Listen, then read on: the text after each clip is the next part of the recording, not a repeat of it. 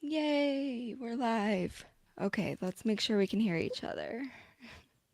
Okay, can you hear me? Yay, I can finally. Okay, sorry guys, we were having major technology issues. Well, I attribute it to me because this is my first time using StreamYard, so I'm gonna say it's my fault.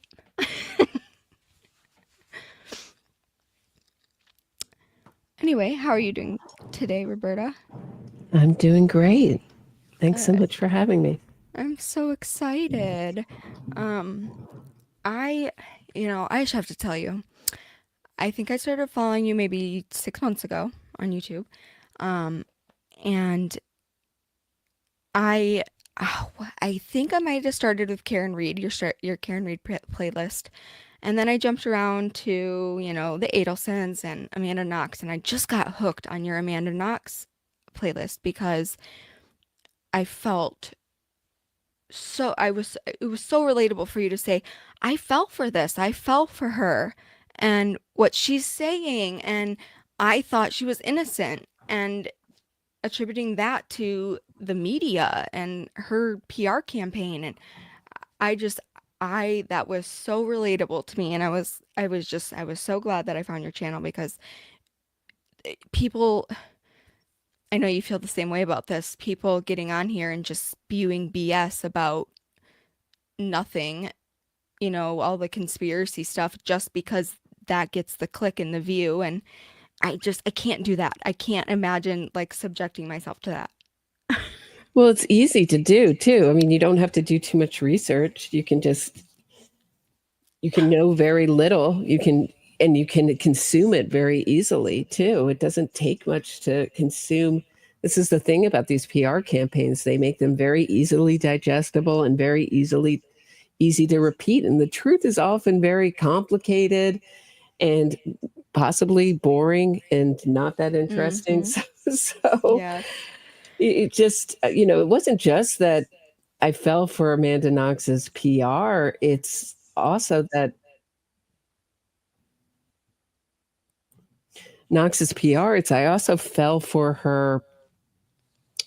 I fell for it like it was very personal because I was working at O Magazine, Oprah Winfrey's magazine, Mm-hmm. and her people sent a letter. And when it just had happened, and it was filled with just, can you believe they thought she killed her roommate, and the prosecutor was under investigation and is for Right. They made it fraud. much more exciting than it really was. Exciting. Never mind that eventually he got cleared. She just bought some underwear. She couldn't get into her house, and she just bought some Yeah. 99-cent underwear out of a bin. That didn't happen. She was at a lingerie store holding up lingerie with Mm-hmm. her one of her co-murderers, Raffaele Sollecito, saying, we're going to go home and have great sex after this, right after her roommate, you know, I think it was a day or two after her roommate was brutally murdered. Oh, I So know. she was Yeah, it was the taken day right after. well, right. I Yeah. learning all this from your channel. I it just gave me it's like it knocked my brain back in place like okay, you can't always fall for these like uh, these things that are there's something more salacious, but the person who did it, they always like dumb it down to it being very simple, very like it was a necessary thing that I had to do, like with the underwear, she made it from what it really was to being salacious and gross and whatever into no, that was necessary. I needed underwear. I couldn't get in my house. It's just, ugh, gross. Anyway, uh, that's where I found you, and I was excited about that. But I explored a lot of your channel, and I realized that maybe we don't all know as much about you and your past and your life than uh, since we you don't talk about as much of your personal life, and you don't, not that you have to. So I was just wondering if I could ask you just some questions about just your past and I stuff. would I'm talk, I just kind mean, of we interested. You don't have to answer anything you don't want, and I'm not going to ask you anything crazy. So, it wasn't a strategy. It's just you find out that I think people come to my channel to hear to hear information and to hear the actual hear about the exactly. cases, not hear about me. I think that's a mistake, you make Right. when I just mean like it's like you build a relationship with your viewers sure, after so long. sure. And I feel as a viewer, um, maybe we have like there are questions we may wonder about you as a person, just um, just from like creating the virtual bond type of thing that we do have. Sure, I'm an open book. Cat, Okay. shoot I away. was yeah, okay, cool. So where I know you live in New York now, right? New York State or city? I live in Manhattan. Yeah. Manhattan. Okay. Okay, cool, cool. Did you grow up in Manhattan?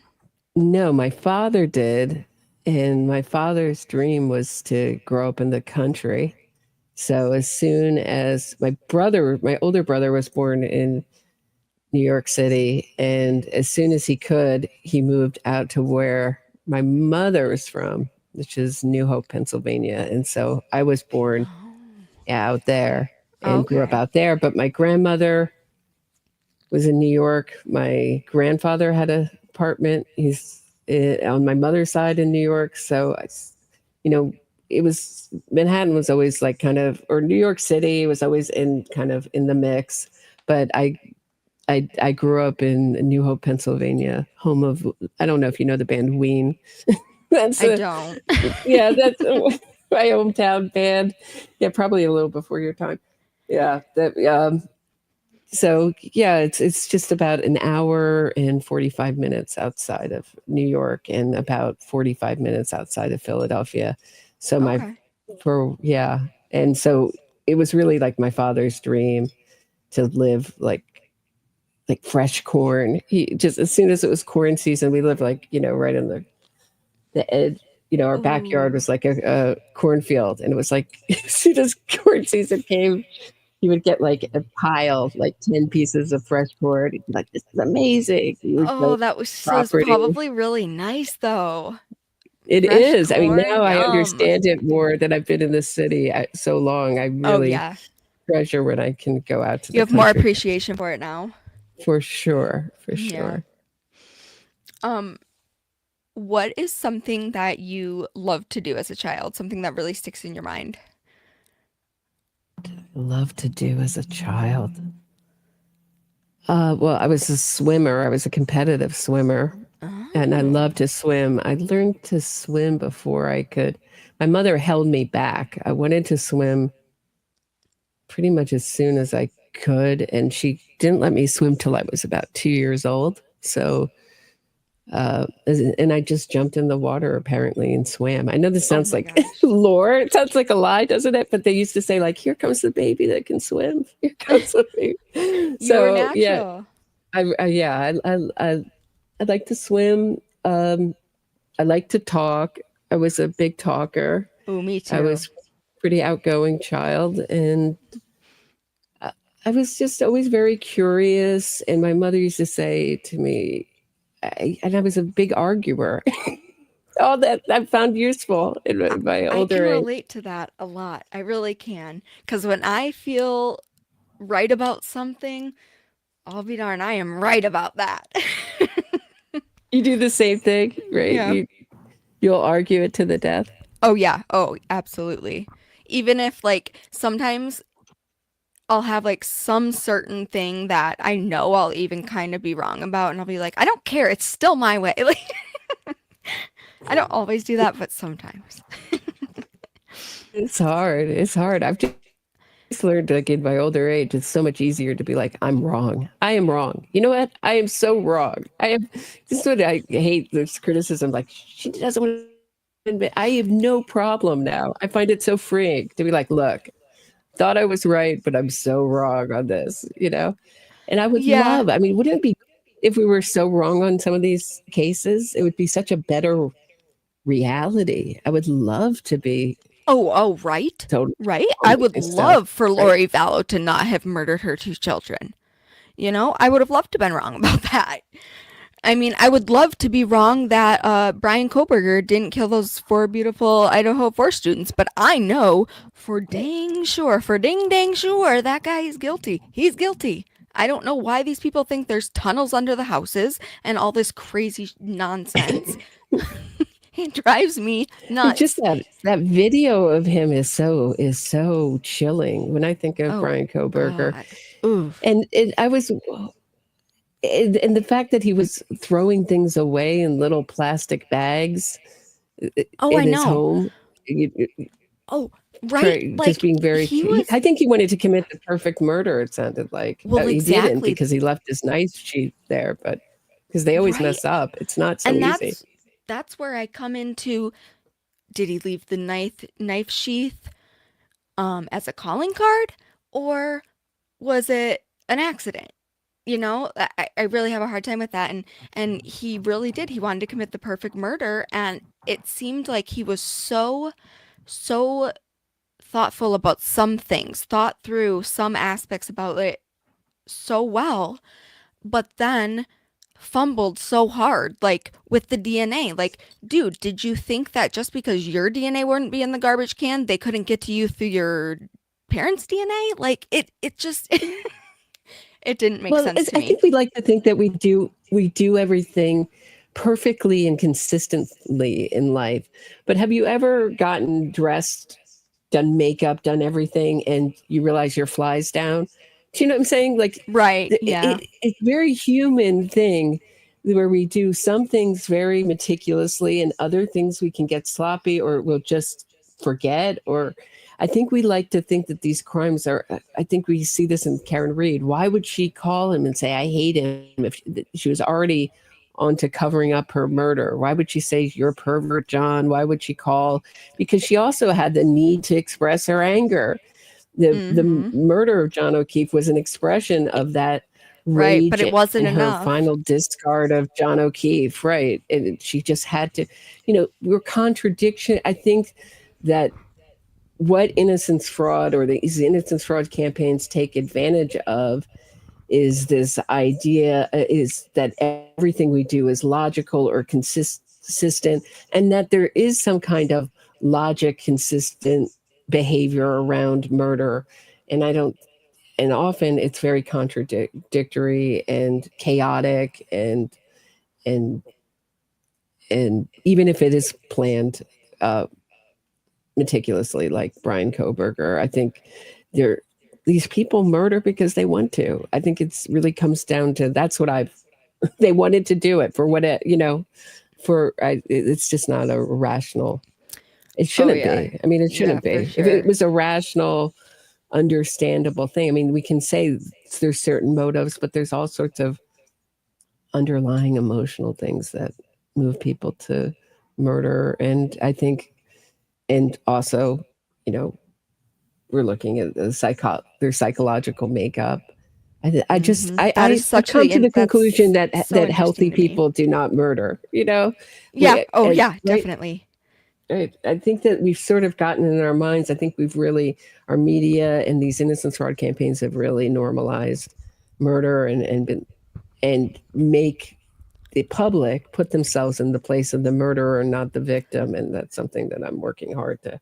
Yes, I respect that so much about you. I really really do, because that's the exact way that I think about it too. And um I have such a passion for getting the true justice for victims, and putting their name out there instead of their killer's name, remembering them. Like, John is totally forgotten in this entire thing, and he has been for 3 years in my opinion.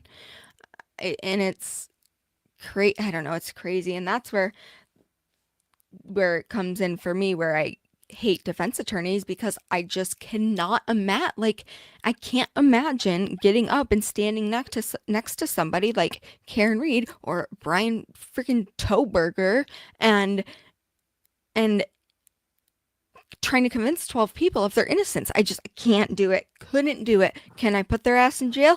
Sure could. Sure could, Mhm. but I It's, could never defend him. I couldn't.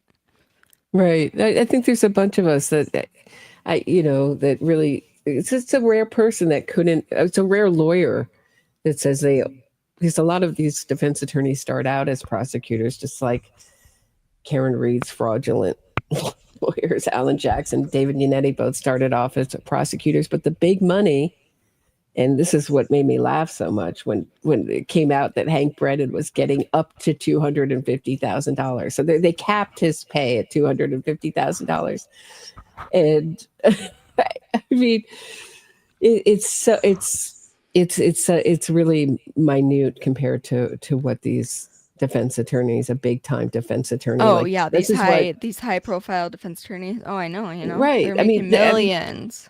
Right. I mean, do they not think that there's a reason why Robert Alessi is volunteering his time to Ugh, him and his freaking it, bald spot. that's how, I mean, That all he's a that bald really spot dark. probably has its own salary. Okay. I love him to volunteer to do this. I'm friends with David McKenzie. He's a very high profile defense attorney in Oklahoma. But, he gave me a very, very revealing conversation. He says, we see things as defense lawyers that we ought not see. I hope I'm not saying too much, but I think it's cost him personally a lot, as far as just his own state of mind and well-being. And I think that the defense attorneys that are doing really well, like Alan Jackson, and not touched by the clients and the cases that they Right. advocate for, the killers that they advocate for. Yeah, it's almost like they're That's psychopaths too. I believe that they are. I believe that they're. I mean, I don't know if I can say psychopaths. I'm not a psychiatrist, Right, but I though mean, I it's almost do. like you I have to do. have something Right. kind of I wrong think with they're you to be dark. able to I do think there's that. something very dark and very something wrong, very, very wrong. I would say, that's how I think of it. Psychopaths, Mm-hmm. narcissists, something very missing, that empathy just missing. And you see it. I mean, we saw it Friday when Alan Jackson was like, you can get rid of a dog. Yeah, you can get rid of a dog. There's just a dog. I mean, just the way he said it. I get the point he was making, but on Friday, even Yuri Buchanan, who's the trooper on the stand, doesn't have animals, was like, whoa. It's like, whoa, whoa, whoa. I guess you can get rid of a dog. Get rid of it's awfully harsh. He's like, I'd say rehome. Yeah, He's yeah. talking That's about a yeah. living creature here. But Alan But that's Jackson's like, obviously yeah, how he's toss gonna it make in the it sound. trash. Hmm. He has to Yeah. make it sound worse than it was. You Worse than know. it was, but I think that's the way he thinks of it too. I just think there's just a Right. total, I mean, what lawyers would start it? I mean, what's come out about Karen Reed case is that her lawyers started this witness harassment. They were intimately involved, is my view, a witness harassment campaign. I mean, that's what the evidence shows, that they were Definitely. calling Turtle Boy. They were never Turdy. publicly saying Turtle Boy. They were never saying publicly, call off the dogs, don't harass witnesses.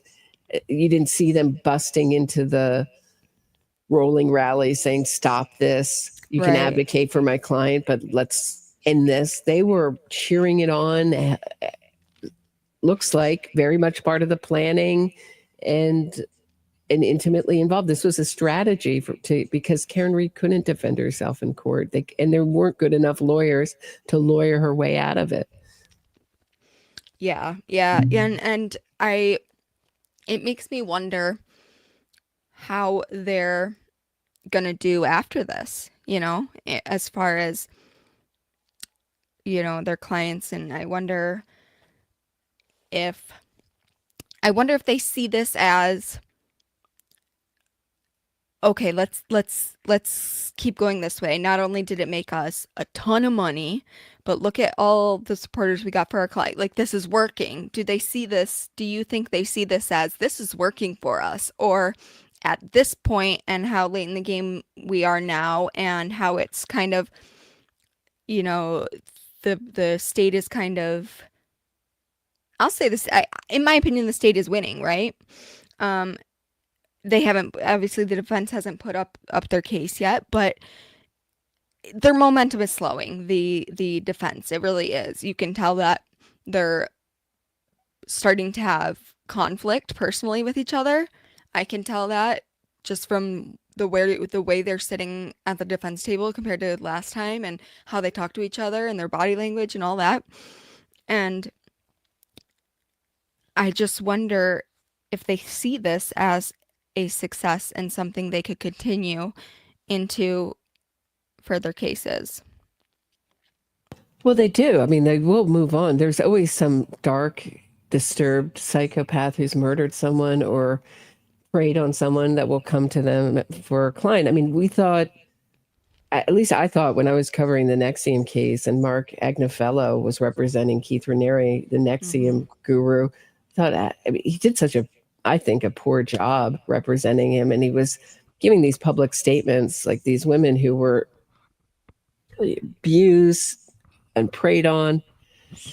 He's giving comments like they were all adults. This was a wonderful community and they were doing adult things and It was basically all sort of like a consensual. libertarian, right? A libertarian. Said the same thing I think he's going to say, but he went on to represent, sorry, spoiler alert, he went on to represent, he's representing Luigi Mangione along with his And wife, Diddy and he's too, right? representing Diddy. Yeah. Yeah. So I think he's going to say the same thing in the Diddy case, that this was all, how dare us prudy, how dare the prudy government come in and tell P. Diddy that he can't traffic women. I think so. They move on. They move on from client, one disturbing dark client to another. One of P. Diddy's lawyers who bowed out was represented Osama bin Laden in the Oh. 1993 bombing of the World Trade Center. Before, and he could handle Osama bin Laden, but P. Diddy was too difficult, and he begged to get off the case and was allowed to get off the case. So yeah, they just move on from client to client. It's just a job. They all, what I've observed in the courtroom is that the prosecutors and the defense attorneys, and we've seen this in the Karen Reed case too, are all very buddy buddy. In between breaks, they can argue and stomp their feet in in motion hearings, but the next minute they're asking each other what they're going to do this weekend and very buddy buddy. It's just a job for them. It's not, it's a rare prosecutor where it's a real where it's really a passion, or a passion for to get justice for victims. You know, it's really just a job. And most of these prosecutors will leave and go on to be defense attorneys because just the money is so limited in on the state or government side. Right. It's kind of like that person has to choose what matters more to them, money or morals. And I, that's a very simple decision for me to make, but uh, other people maybe not so much. Right. Well, I interviewed John Lewitt, who's king of the cold cases. He's known as king of the cold cases. He tries cold cases in Los Angeles, no body cases, some of the most difficult cases. He tried Robert Durst, and he says, if I Hmm. wanted to say things I didn't, I didn't mean, I would become a or weren't true. I can't remember exactly the quote. If I wanted to say things that weren't true, I'd become a defense attorney. So I think it's a good line. So he would never be a defense. He said, never in a million years would I be a defense attorney. And And that's the kind of person I'd want he as a just has defense to, attorney. Honestly. right, right, right. I'm just, you, you know, when you watch Hank Brennan defend Whitey Bulger and say that he's become friends with Whitey Bulger, it just sort of, as much as I admire his lawyering, it kind of makes the hairs on the back of my neck stand up. The ice water kind of like feel like ice water is going through my veins. Like, oh, can you imagine befriending Whitey Bulger? If you just read about the women he murdered, the just he had no problems, just anyone in his way, very much like a Tony Soprano type, or a mafia type. They don't care if someone's in their way, they will murder. And he had no. Usually, the mafia doesn't murder women, but wives and girlfriends. But he had no problem. If someone was causing him trouble, he had no problem. According to the actual trial, he had no problem, and the witnesses in the trial, he had no problem murdering women himself. Oof. Creepy. Oh, anyway, I have to ask. I know this is we're gonna back up a little. Okay, Oprah magazine. Tell me about that. I gotta know about it. How was it? Did you enjoy that job? And how long did you work there? I worked there, I think it was 9 years. I did enjoy it. I don't think I could work there now just because I don't really think I could get employed in New York now. That would, with my worldview, I think it's so opposite the majority of the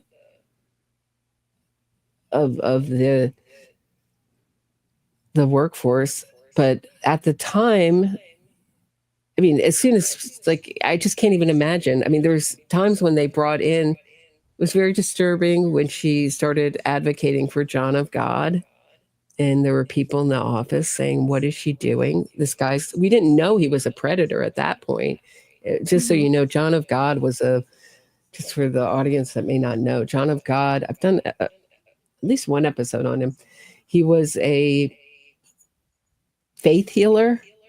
So he did a lot of parlor tricks, like cutting open Oh, your okay. eyes, or he straight like to cut open women's breasts a lot, and blood would, I don't know how they do it exactly, but chicken blood, I think they use, and Ooh. they cut open. People have spiritual problems, and they cut open their breasts, and they're check. And now he was preying on women, and then there was also a whistleblower. Now I don't know if this is true or not, but since she's died shortly after, don't I I don't know if I don't know what they determined, but the whistleblower was saying he was actually farming and selling women's babies. Had a baby Oh, factory too. God. He was not. He was neither charged nor convicted of that, but that there was a whistleblower saying that. But he was serially preying on women, and young. I believe there might have been an underage. Don't quote me on that underage element, but at least, and it was just handfuls and handfuls and handfuls of women. He's doing basically equivalent. I believe what I've heard is equivalent to life in prison. And this is in, where was it? Was it somewhere in South America? And so Oprah started pushing that. uh, our editor Susan Casey. So it was great when we had Amy Gross as the editor. She was a brilliant editor. The staff was amazing. But when she retired, it became a very different place. And Susan Casey took over. She's a woman who's written a lot of books about sharks. She was very Okay. shark-like herself, and so that the staff kind of turned over, and so the nice people started to leave, and the really talented people started to leave, and the people that came aboard weren't as talented, and certainly weren't as fun or nice to work with. That was the difference. And so Susan Casey went to John of God's. Strangely, they seem to have totally wipe this from the internet. I was looking around. You can still find her article on the internet, but I believe she went on the Oprah show and she was doing a lot of interviews at the time. It was the cover of I believe it was on the cover of the magazine.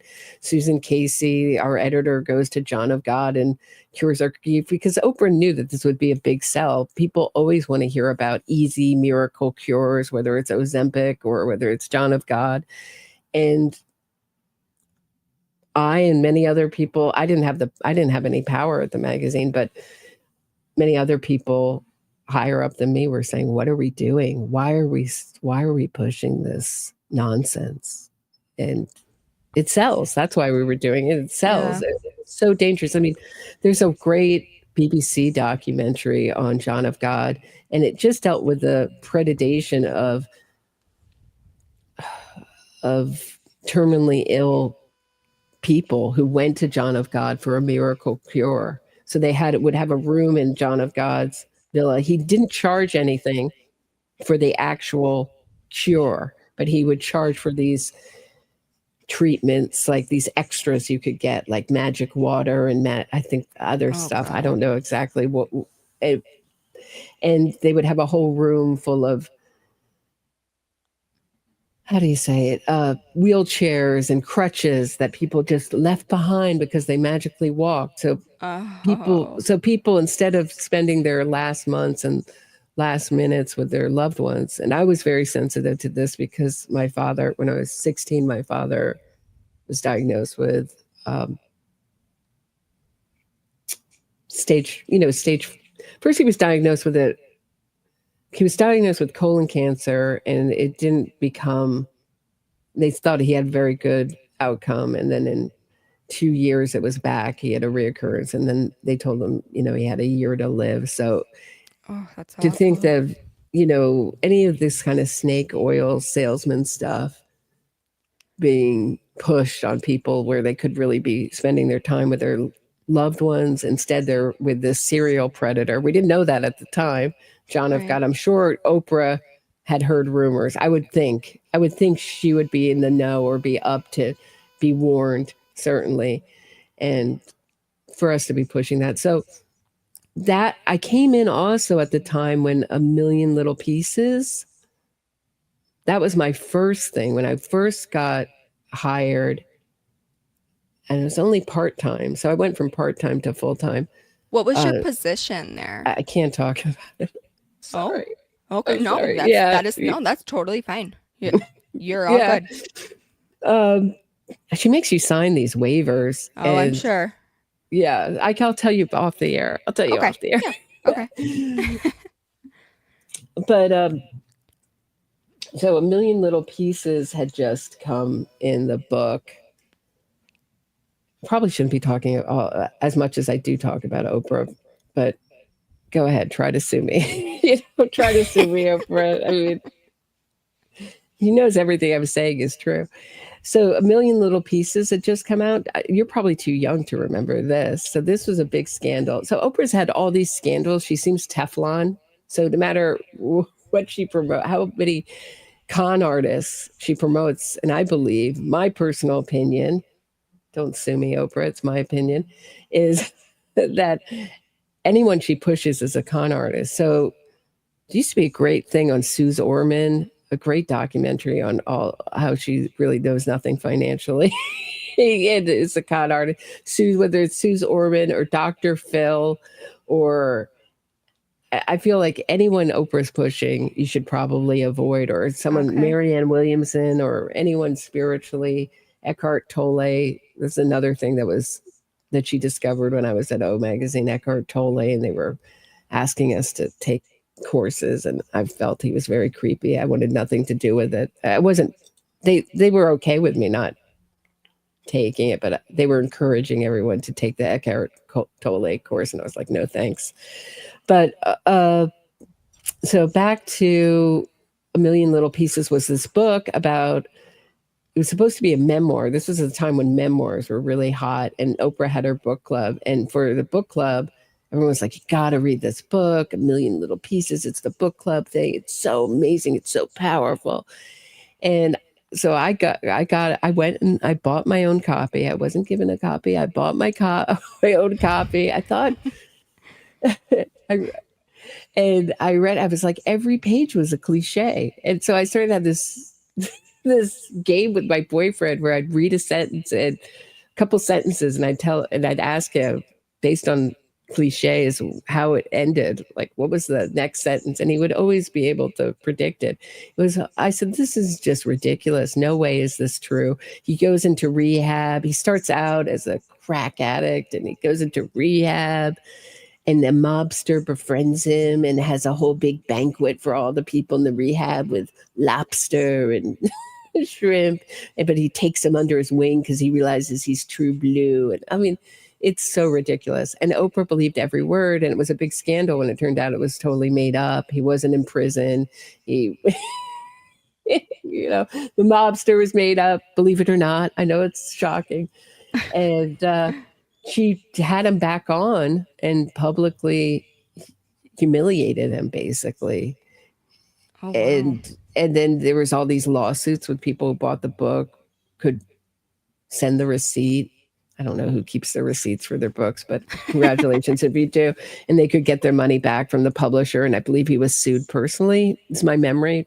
But yeah, so that was going on. Yeah, there's a lot of great things about it. She's very generous. She's very charismatic. She's a very smart businesswoman, So you, but she's very cold. oh, There's not a lot of feeling there. so you worked like, like without, going too deep into that,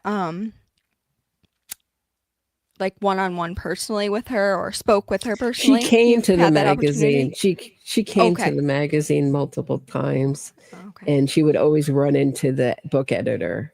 I mean, that's not a joke. She loves books. She loves books. That is Wow. not a put on. The first thing she wanted to do, and you could just see her just kind of get into this state, like someone who loves shoes, who would be given a Mm, bunch of free shoes. She just loved books, would go into the book editor, and we had a great book editor at the time, fantastic. Like all the people who worked in the book section were really knew what they were talking about. So if you can go back to those old magazines and find the books that they recommended, the book reviews were excellent. Just the whole feel of the book reviews, what they highlighted was really unusual and and fascinating, the stuff, and varied and fascinating. She would go into the book editor's office and just pile up all the readers' copies, so the advanced copies of these books, and she would come with she'd just pile it up to her chin. She was psyched. She was so just in heaven that she could get a big pile of books. So Gail King is very different. Gail King, I don't think has ever read a book in her life. Loves TV, loves pop culture. Not an intellect, not even close. That's all I can say. That's a nice way to put it. interesting. As impressed as I was with Oprah's intelligence, Gail is a very adept socially, and I mean, she could be a great politician. She makes you feel like you're the. I worked, I mean, every day with Gail because she was there in the magazine all the time. She could make you feel like you're the only one in the room. That kind of politician thing. Very, very socially adept. Oh, interesting. Wow, I Now couldn't she's an even astronaut. imagine working for someone of that high of a caliber, you know? I would be scared that I was gonna mess it up or something. But that's just me. Well, lots of people come and go from magazines. It's very transient. They're always making changes. And we had O at Home at the time. And so we had a home magazine and 3 floors to having 1 floor. And people were moving into the makeup closet as an office. I mean, just the magazines Oh my all gosh. collapsed. All the money from the magazines really collapsed. And in the beginning, the O list was everything. So the best thing was the free table. And I know this probably sounds gross, but I think I still have some of the makeup and stuff I got from the free table.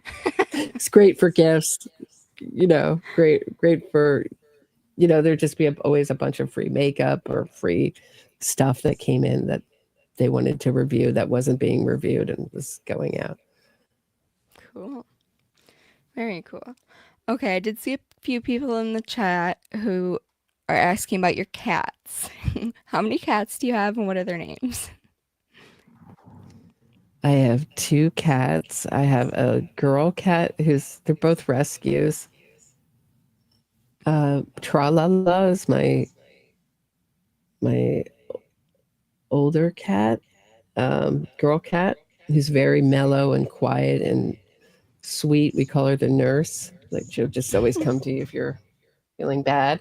And then I have the little one, who's the one you probably hear is the little dude who was rescued off of death row. And so Tralala was from the ASPCA, Oh, cute. and Smedley was rescued from an organization that rescues cats off of death.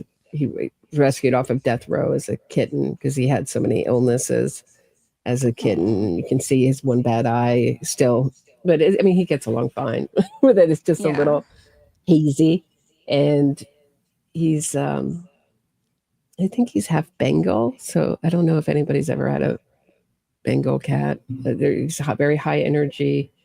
He walks in front of me everywhere I go. He's very vocal. He's a character. So as difficult, as challenging as he is as easy as the other one is. So yeah. Okay, this one says, did Roberta talk about how she got to know John Lewin? She Well, kind of did, but not too much. How did how you did get to I? know him, John Lewin? Well, I watched the Durst trial, and I didn't really fall in love with him until the Loftus cross. And that's, I think, one of the greatest cross examinations of all time.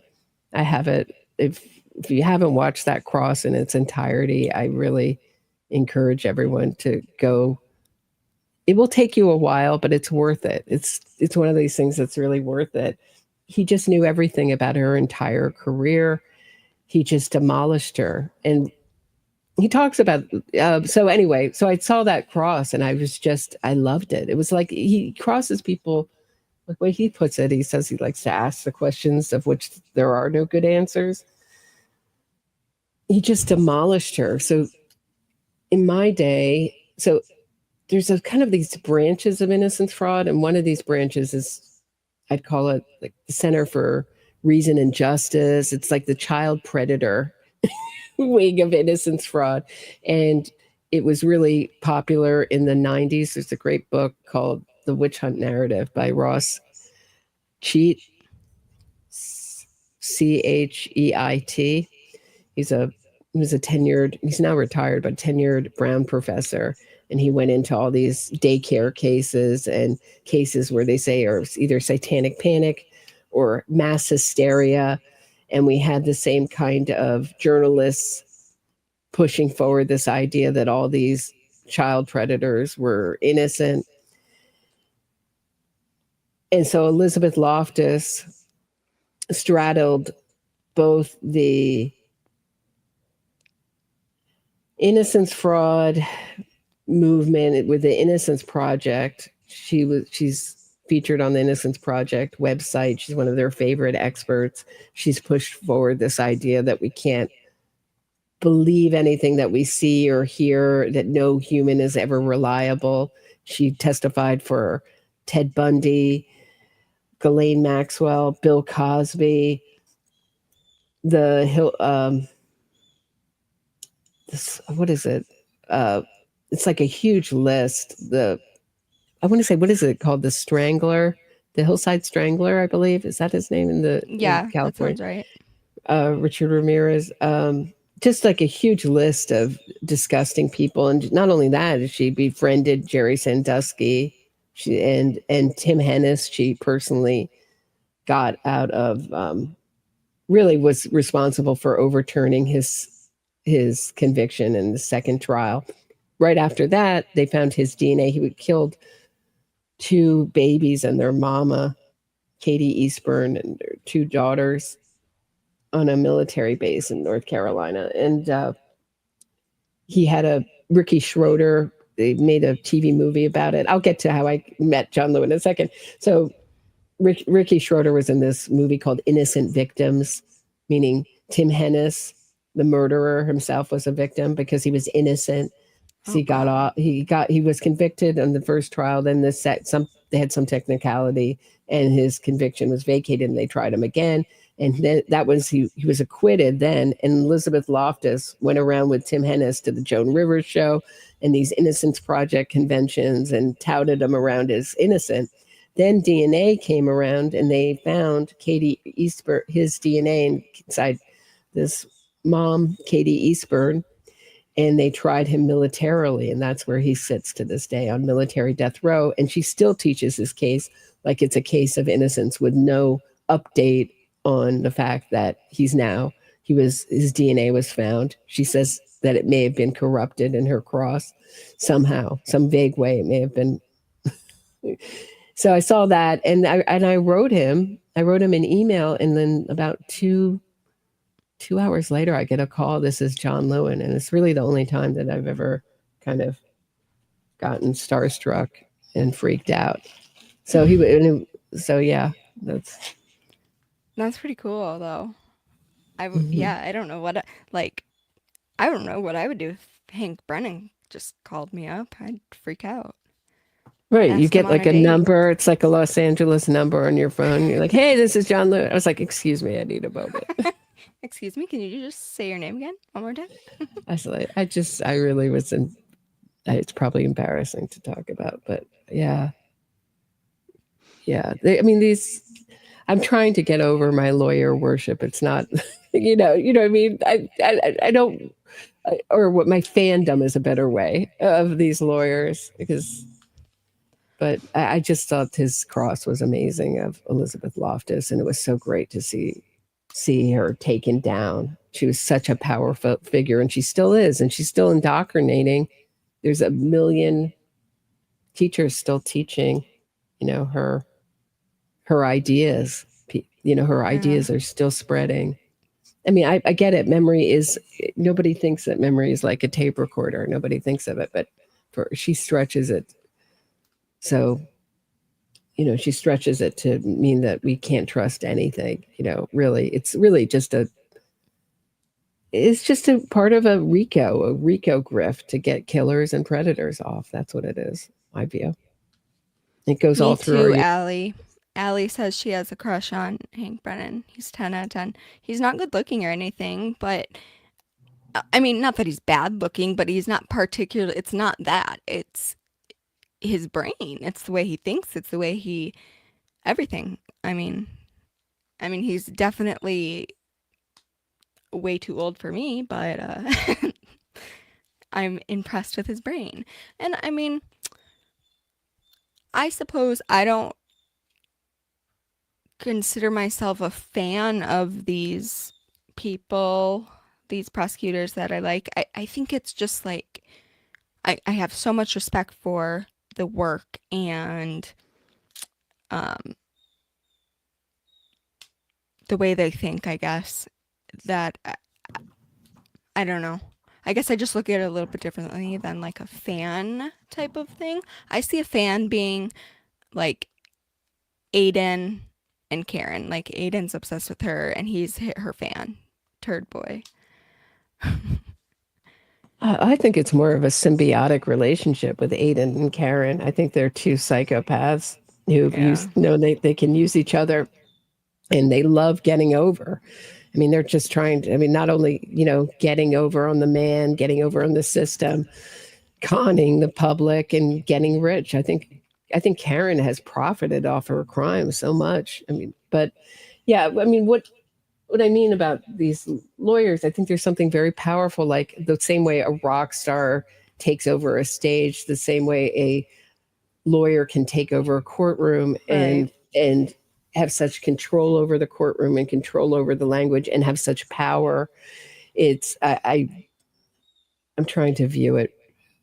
It's a very dangerous and powerful thing, and people who are doing this innocence fraud are lawyers, and this is one of the messages I'm trying to get across, and I think are very dangerous, dark personalities, and the majority of them. I mean, no one. John Lewin made a comment, made a comment on his Facebook page about innocence fraud and the Innocence Project, but he's the only one who's ever spoken up in any small way or big way. No, they're all letting this happen. They're letting and I think they're going to be sorry when this innocence fraud campaign eventually uproots our entire legal system. and makes Yeah. every court a kangaroo court. We're just seeing the beginning of it in Massachusetts, where I mean these ridiculous things are read that are redundant and unnecessary. And I mean, don't believe can't believe if you determine I mean, if you determine that this is true statement, then you can believe it. And who put Yeah. this kind Like, of language really? in our Who court needs to be system? told that? It's Like, if you got to tell ridiculous. our jury that, they shouldn't be on our jury. That's so minor too. I mean, such a minor thing I'm pointing out. I mean, this is going to absolutely just. I mean, they were already getting laws in, changing the laws, changing. You know, Celebrate already rewrote I their don't whole know. ass system.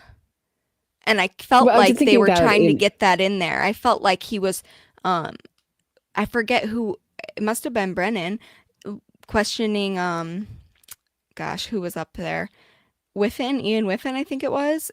He kind of kept trying to put in there, like, why did this get changed? Why did Celebrate change the system? And I felt like he was looking for, because of the defense's expert, from last trial. Like, I felt like he was trying to get that in there somehow, even though that would have been objected upon, I'm sure, but it just seemed like he was trying to some way get that in there. right, what you're pointing out is that the judge has allowed totally debunked a totally debunked point to come in. So now the jurors have to argue about whether the Earth is round or flat in in deliberations. It's absurd that she allowed these experts, this Richard Green, to come in and give this opinion of which they had to this 227 Google search. I don't know if they will use them or not. There's a rumor that they won't. I kind of feel like they Yeah, might I've been use hearing Richard that Green too. because they have nothing else. They don't have They have anybody. nothing Yep, else. exactly. But I mean, that's the least of it. It's just my point is that none of these lawyers, these corrupt, dangerous lawyers, are the ones pushing this innocence fraud, and the judges are going along with it and rubber stamping it, and are it sounds like and our juries are being brainwashed in our universities and our schools and indoctrinated into this ideology that there's so many that there's just masses of innocent people being convicted every day. And that, I mean, when I was a juror, the first vote was 11 to 1 guilty. And right before we turned this one juror who didn't listen to the evidence very closely, misunderstood the evidence, seemed like she was might have been trying to nullify the jury. I don't know. She was very frustrating. Oh, So that is so I clammed frustrating. up and didn't deal with her. But right before we all our four-person signed the slip, with our verdict, that we had two women crying, and then people started saying, well, there are lots of wrongful convictions, but we don't think this is one of them. I was like, yeah, like what? Like what? That's what this Jeez. guy is guiltier than sin, and that's what they're thinking of, that we might be wrongfully convicting someone. So I think that, so this has really permeated our legal system, and there's not one, and every lawyer that I talk to off air tells me they know this is going on. They know about this fraud. They're amazed at the amount of guilty people with these innocence fraud campaigns, and no one's speaking up because they don't want to be the ones that I don't know. They don't want to go against their fellow colleagues. They don't It's want to be odd crazy. men out. So I appreciate even a Facebook. I mean, my the bar is very low for me. I'll appreciate even a Facebook post talking about the Innocence Project, and even that, was qualified with they do good work. I felt like saying, yeah, like what? Tell me about your colleague who's doing such good work. I mean, it's like saying that Madoff made people money. One or two people might have made money with Madoff, but so there might have been one or two people, or maybe a handful of people who were innocent, helped by the Innocence Project. But by and large, the majority, way more, the majority is guilty people getting off fraudulently Oh, by the Innocence absolutely. Project. So I think it negates it, that negates the value. And I think we already have an Innocence Project. It's called our appeal system. I think it's just really, it's so rich. And there's innocence clinics in every school. It's just overtaken our society, and it's just getting stronger and stronger every year. So I really thought this was unique with Karen Reed to see, or unique for America to see an innocence fraud campaign pre-trial. But I talked to Martin Pribe, who's been covering innocence fraud cases. His he has the Crooked City Substack, which is excellent. I would encourage everyone to follow it. He said, "Oh no, they've been doing that in Chicago for 40 years." Oh So my gosh. this is the pre-trial innocence fraud campaigns. So I think this will become the norm because it's so popular and it it brings in so much money and it works. I mean, we might be headed towards another hung jury in Karen Reed or an Oh, acquittal. don't I'm say not that. convinced we're going to see. I think the momentum for all what we're looking at, but that's the that's the curious thing. It's not like in these innocence fraud campaigns you go, oh, these are iffy cases or cases that lawyers are making great points or for innocence. No, they're all overwhelmingly guilty, and their points are totally fraudulent and laughable, and they get away with it. Yeah, So it's so it's ridiculous. so it could work. I don't know who's on the jury.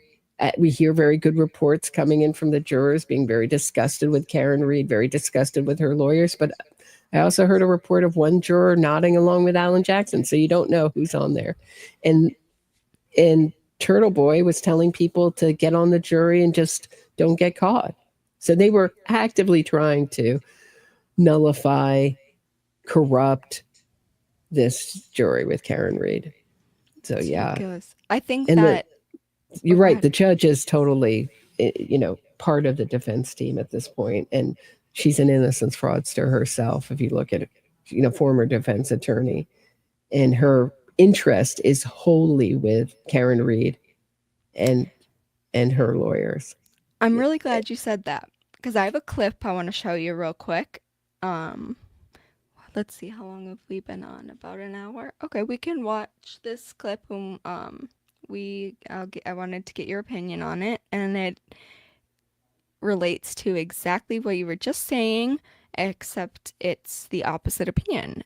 And I need to hear your opinion on it. Um, Okay. so let me just share it real quick.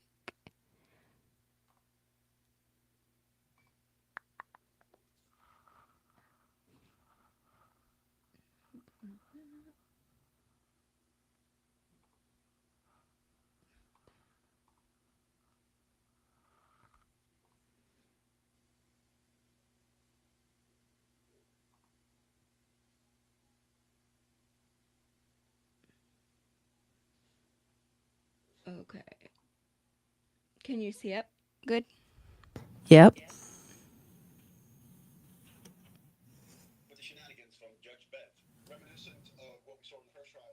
Oh, okay. This is from Duty Ron's channel. He is a former NYC detective.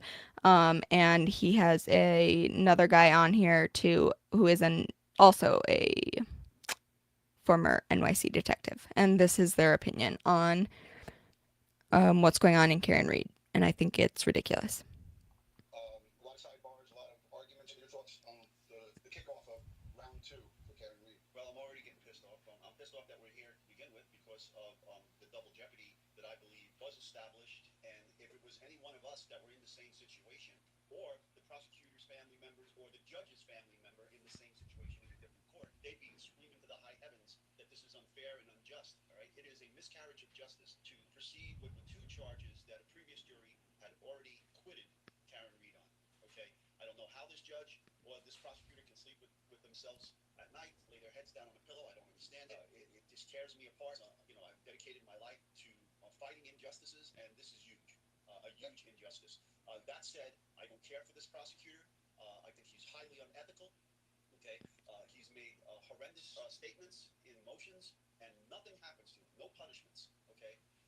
I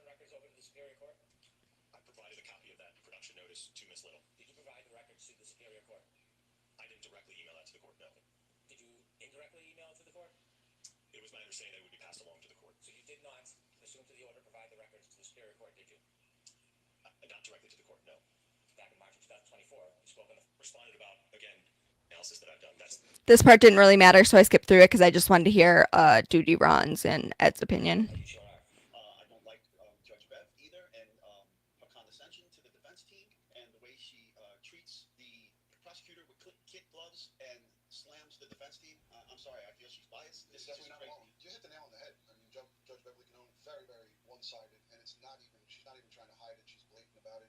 The way this evidence was collected with the red solo cups, the lead blower. Please, and you know, and the Canton PD's audit and giving themselves attaboys and saying, you know, they vote out of the box. No, they're forensic standards. You follow the forensic standards. You didn't call a crime scene team out there. You had some search team that was not forensic qualified to be doing any of this. Where's the crime scene investigators? Where were they? Because they would have stopped that immediately. Okay. What do you think about that? Well, okay, I had to pull it. I had to turn it all the way up to hear it. But you sent me that clip before, so I'd seen it before. Well, there's a couple things. One is he's very vague. He uses terms like fighting injustice his whole life. And Oh, yeah. Oh, wait. Everybody's saying they couldn't hear it.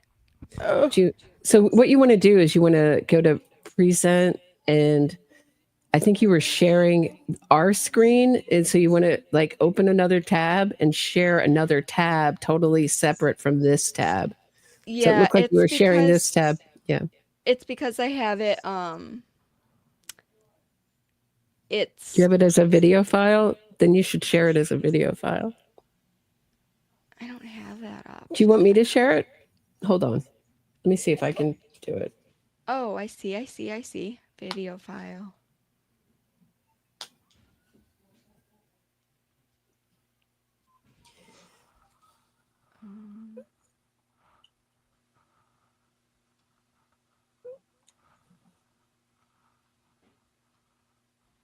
And these technical stuff on I'm not. drives me crazy. It's just like it's not showing up. Okay. Well, I can just turn the volume up. Can you close the door, please? Okay, we'll forget about it. Let me see here. I'm sorry. My dad is trying to walk in and now my computer's freaking out. I can find it and share it if you want. Okay, just tell me if the sound is good. With the shenanigans from Judge Bev. You hear it good now? Reminiscent of what we saw in the first trial. A lot of sidebars, a lot of arguments. Your thoughts on the kickoff of round 2 for Karen Reed? Well, I'm already getting pissed off. I'm pissed off that we're here to begin with because Is the sound good on that? Better or It's no? It's the same? It's the same for me. Okay. I don't know. Oh, Taterbug says it's better. Oh, yeah? of the double jeopardy that I believe was established. And if it was any one of us that were in the same situation, or the prosecutor's family members or the judge's family member in the same situation in a different court, they'd be screaming to the high heavens that this is unfair and unjust. All right. It is a miscarriage of justice to proceed with the 2 charges that a previous jury had already acquitted Karen Reed on. Okay. I don't know how this judge or this prosecutor can sleep with themselves at night, lay their heads down on a pillow. I don't understand it. It just tears me apart. I've dedicated my life to fighting injustices, and this is huge, a huge injustice. That said, So, he thinks this is a huge injustice. He's been fighting his whole life so that people don't, so that investigators don't screw things up like this when they, are collecting evidence from a scene and all of this. And he thinks that that double jeopardy, that really matters. There's double jeopardy attached to this now, which in my opinion is crazy because once again, if you can't read and fill out your verdict slip, you shouldn't be a juror. It's very simple. They make them very easy. I've seen them before. It's crazy. I mean, so why do you think these two as former detectives? Exactly. Supreme Court didn't think so. Thank you, Kara. The Supreme Court didn't agree with them. Why do you think they are pushing that so hard? I can't make sense of it. Well, they're playing to their audience. So this is a thank you. Hold on one second. I'm getting an echo. Hold on. So he says he's fighting injustice. It's very vague. The kind of injustice that he says he's fighting. Often ex-detectives, ex-FBI people are used as appeals, to appeal to authority. I used to fall for it all the time. Jim Clemente and I can't remember his first name right now. Moore is his last name. Were used in Amanda Knox's case. There's a great video by True Crimes channel called "Lies of the Ex FBI" for Amanda Knox. True Crime Rocket Science. No, it's called True Crimes channel. It's the original, really. Amanda Knox. She's written. It's called She wrote 2 books on Amanda Knox called The Unreliable Memoir. I think it's called something of Amanda Knox. They're excellent with a lot of facts, correcting the facts of Amanda Knox's.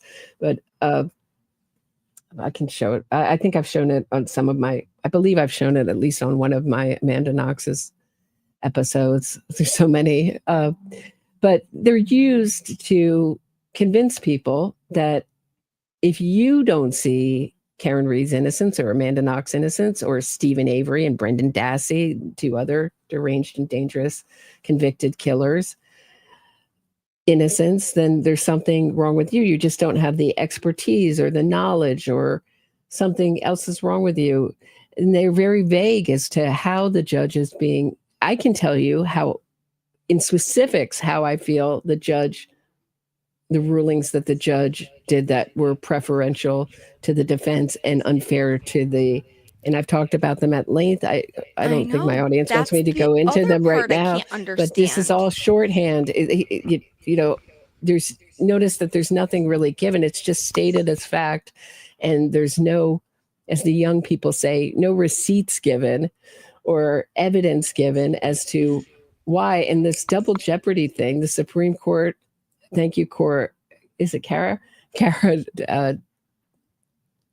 stole my thunder there. The Supreme Court went all the way up to this our highest court in the land. So the Supreme Court of Massachusetts, and then the Supreme Court of the land wouldn't look at the case because I'm not really a believer that these jurors acquitted Karen Reed on these 2 biggest counts. Me neither.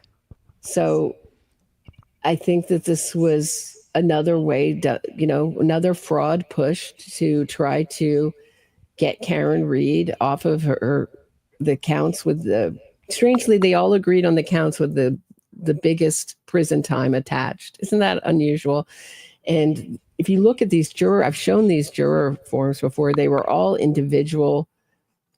And when I was a juror, we double checked that we were filling everything out. They have to, I think there was something, if there's something not right, you have to come back and do it. You got to do it over again. Right. We had to do, I think we had to do it so I don't believe with all that I don't believe it was a double jeopardy case. Certainly the court doesn't agree with them, but they like to hype up their audience.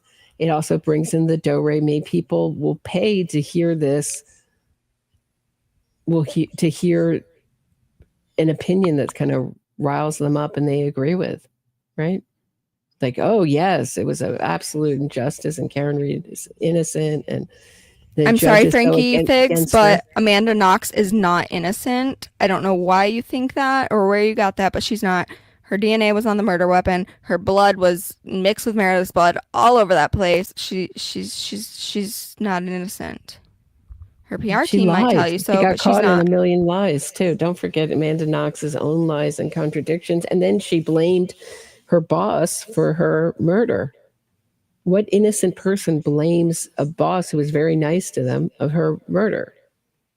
The murder she took part with two other people, Rudy Goudet and Raffaele Solecito. There's no the court that let her go. This is her great exoneration. Determined she was there at the scene, and she wiped Meredith Kircher's blood. She washed Meredith Kircher's blood off her hands and her feet. And they also, every court that's looked at this has determined that this was a crime done by multiple people. Why isn't Amanda Knox, she really believes in her innocence, looking for the other people who took part in this crime? If she, she and her innocence fraud campaign alone believed that Rudy Goudet did it alone.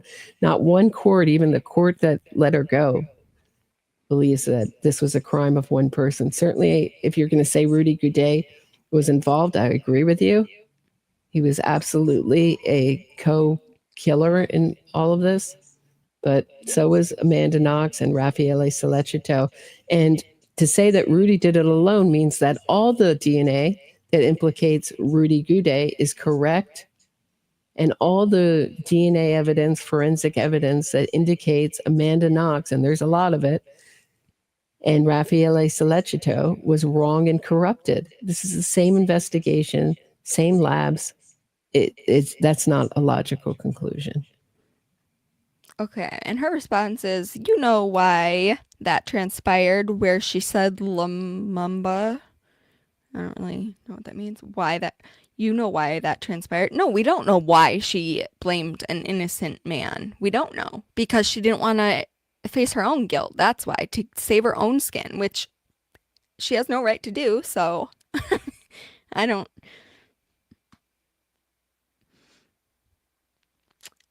I Oh, mean, they yeah, keep yeah, it. and she had staged break-ins before.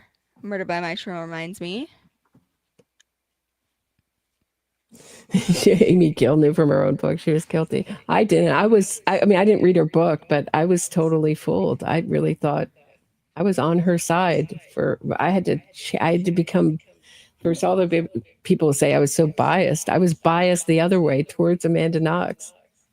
Everything was singing her innocence in America by design. Her dad bought her a PR team before he hired a lawyer. And to Yep. say that Solecito couldn't hurt a fly, Is ridiculous. that's just saying that he's not this kind of person who would murder. Well, unless you know him personally, I think we've learned that all sorts of people can commit these crimes. And he certainly,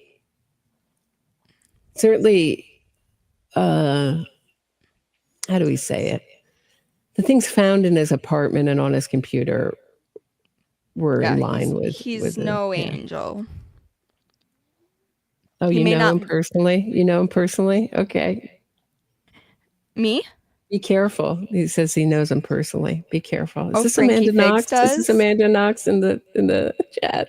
Frankie Figs. I just know that Frankie Figs is a mod for Vinnie Politan. So Knows him personally. Is this she knows Amanda him. She knows Knox? him. Oh, all well in the world. Then she knows him. Be careful. Psychopaths can be very psychopaths and Frankie, do you killers live can in be Italy very then, or convincing. wherever Solicito comes from?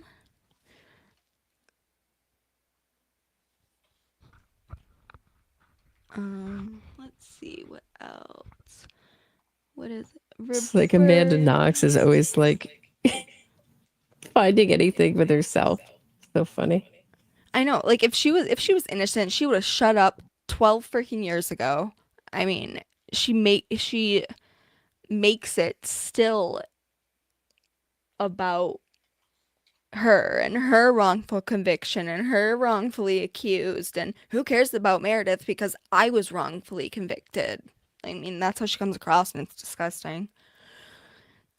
Let's see. This person asks, judgmental asks, Roberta, do you believe in most cases when they don't have DNA slash prints, but the suspect is obvious many times because the forensics team, wait, okay. But the suspect is obvious. It's many times because the forensic team was inexperienced or didn't have proper training. Well, I mean, that's hard. It's a very broad question. Without knowing the specifics, I can't Yeah. comment. But I will comment that we really like to think this is another technique of innocence fraud is making every case a DNA case and thinking that every case can be solved when it's really only a very small minority of cases that are, it's a minority of cases that are solved with DNA. Most cases are solved just with old school detectiving. So this is one of the techniques of innocence fraud is for ex-convicts and convicts, people who have been convicted of the crime, to come back and say they want to test DNA, either knowing that it's not going to be in there or be hopeful that it's not going to be there. There's this one case, Kevin Cooper case, where he broke out of prison, killed a family, and the minor son's friend who was sleeping over, the minor son lived. So he broke out of prison and went and killed the family, stole their car.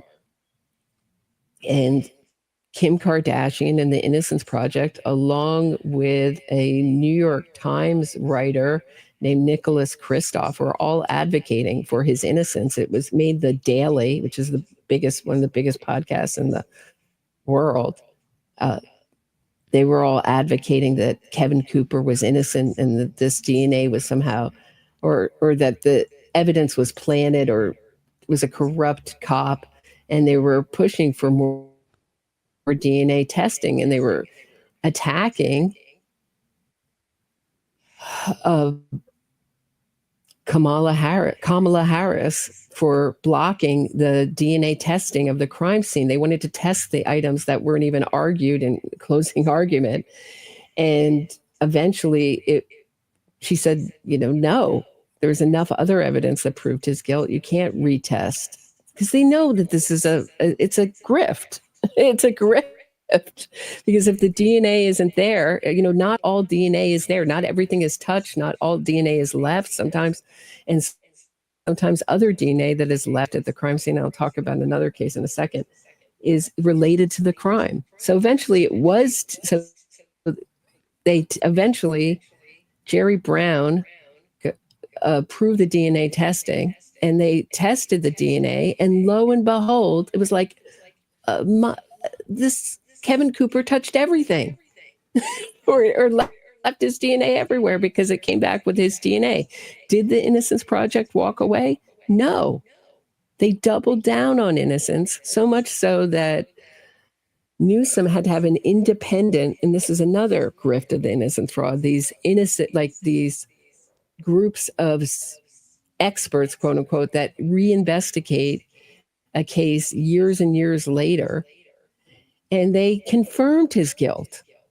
So the Free Kevin Cooper movement is pretty much dead. So most of the Kevin Cooper people have moved on to other cases, but same thing happened with Purvis Payne, another guilty murderer who murdered Charisse Christopher and murdered her infant daughter, Lacey Christopher, and tried to murder her son, Nicholas Christopher. He had to hold his intestines all the way to the hospital.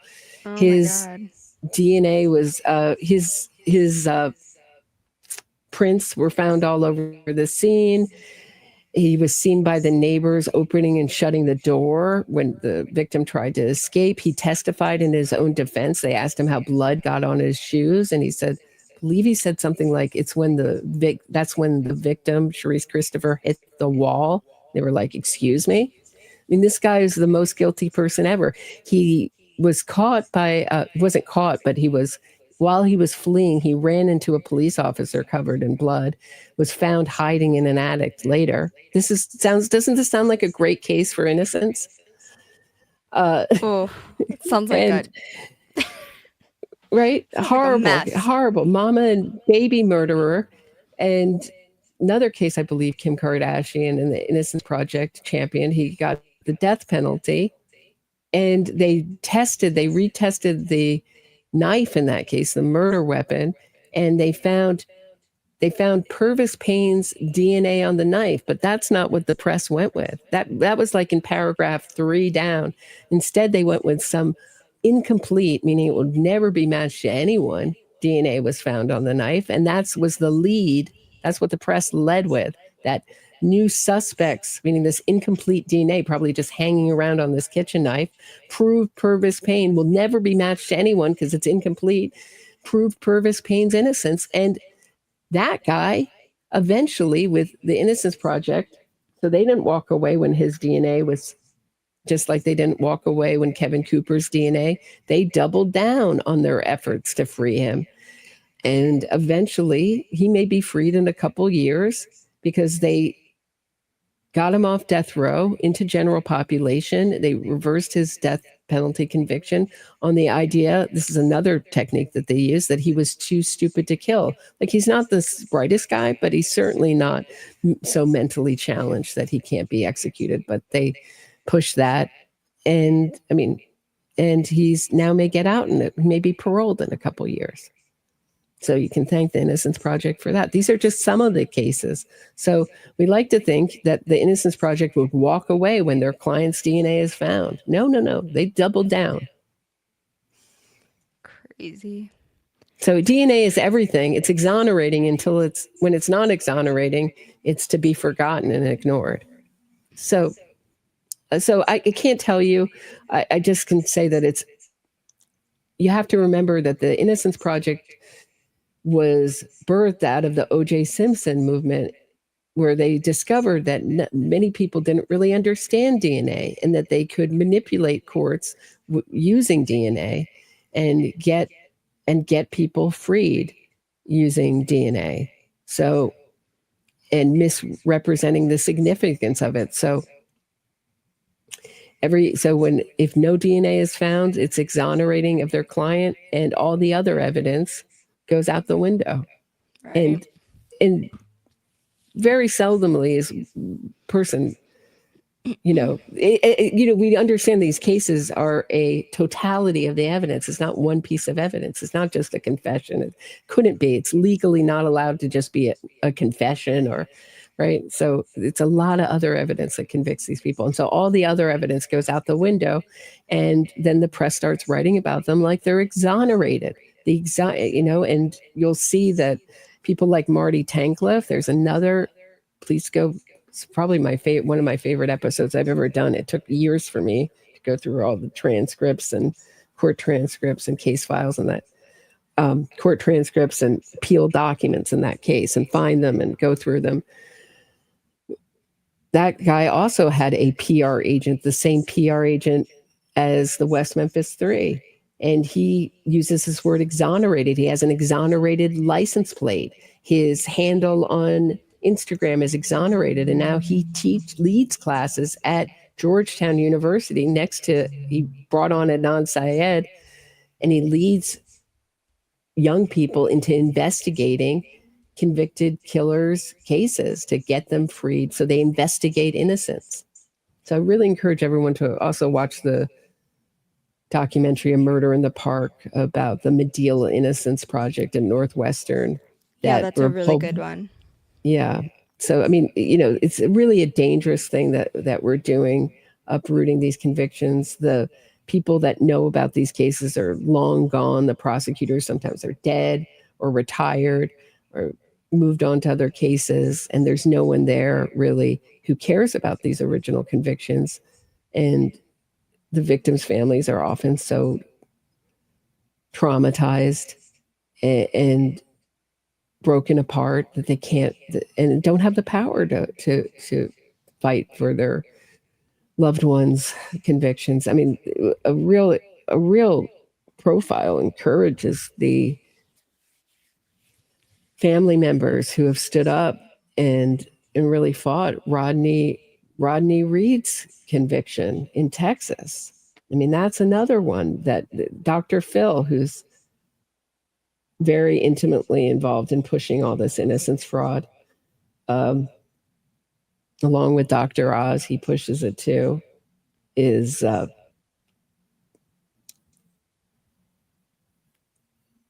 trying to get Stacey Stites' family has done a beautiful job of being her voice and fighting the innocence fraud and the Rodney, you know, trying to get Rodney Reed, a serial rapist and murderer of Stacey Stites, off of death row in Texas. So Imagine how that's awful that would another one. feel as the victim's family. I can't even imagine. Yeah, totally. Okay. All right. Well, I guess we could just go through these. I have like 6 or 7 little questions that I starred from some people in chat. And let's see, it's been an hour and a half, so I guess we can do that and end her there.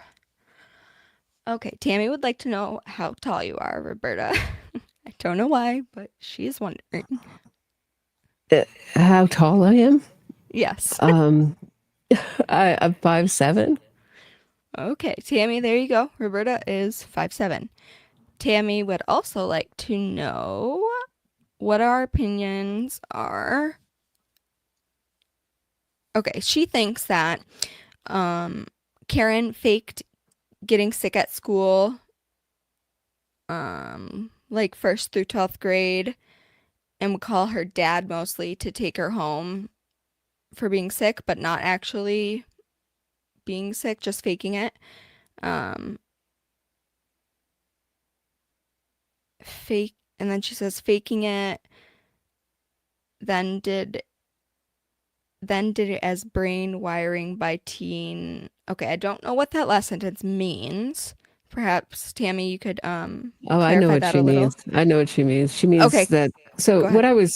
what I've been arguing on my channel is I'm skeptical of Karen About Reed's all these, claims yes, yes, that she has MS.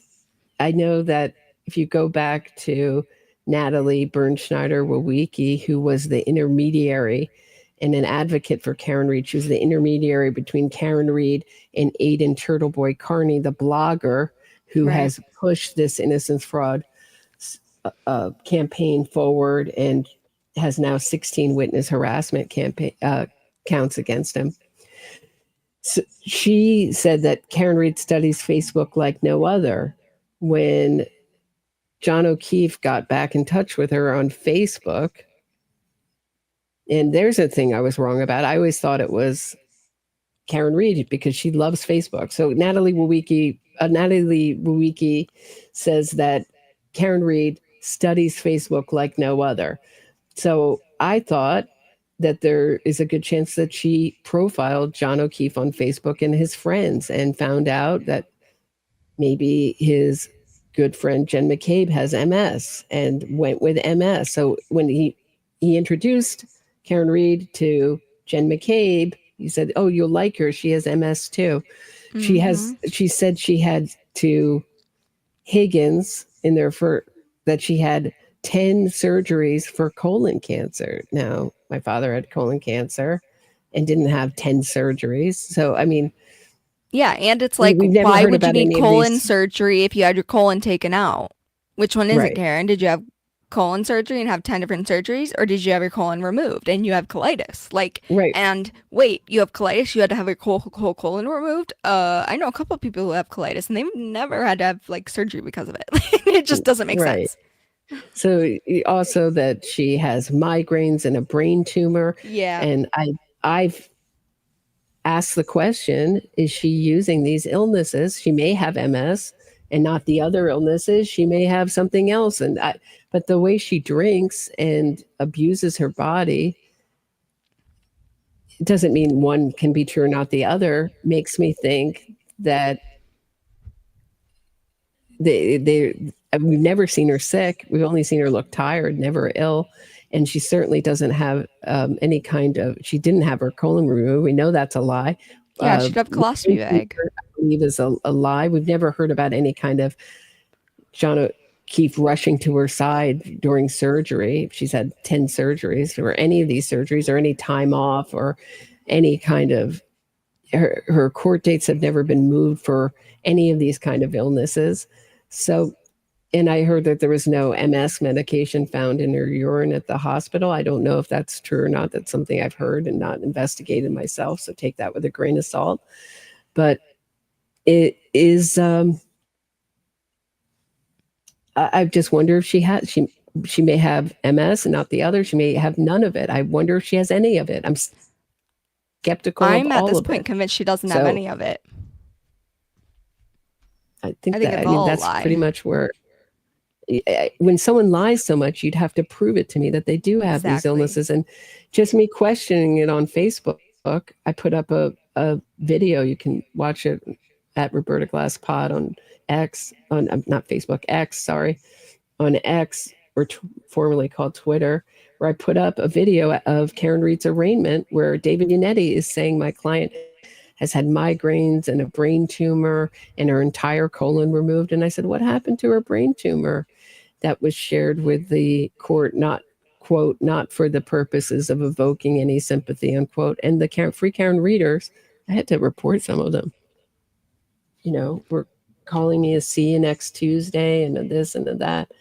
So, I don't know if that was exactly, those kind of insults, let's put it that way. And a terrible person. And that's the power of claiming illness. You're a terrible person if you even question it. But she's such Yeah, a liar. She's been caught in so many lies that excuse me, I'm going to be skeptical. I don't think it's hypochondria.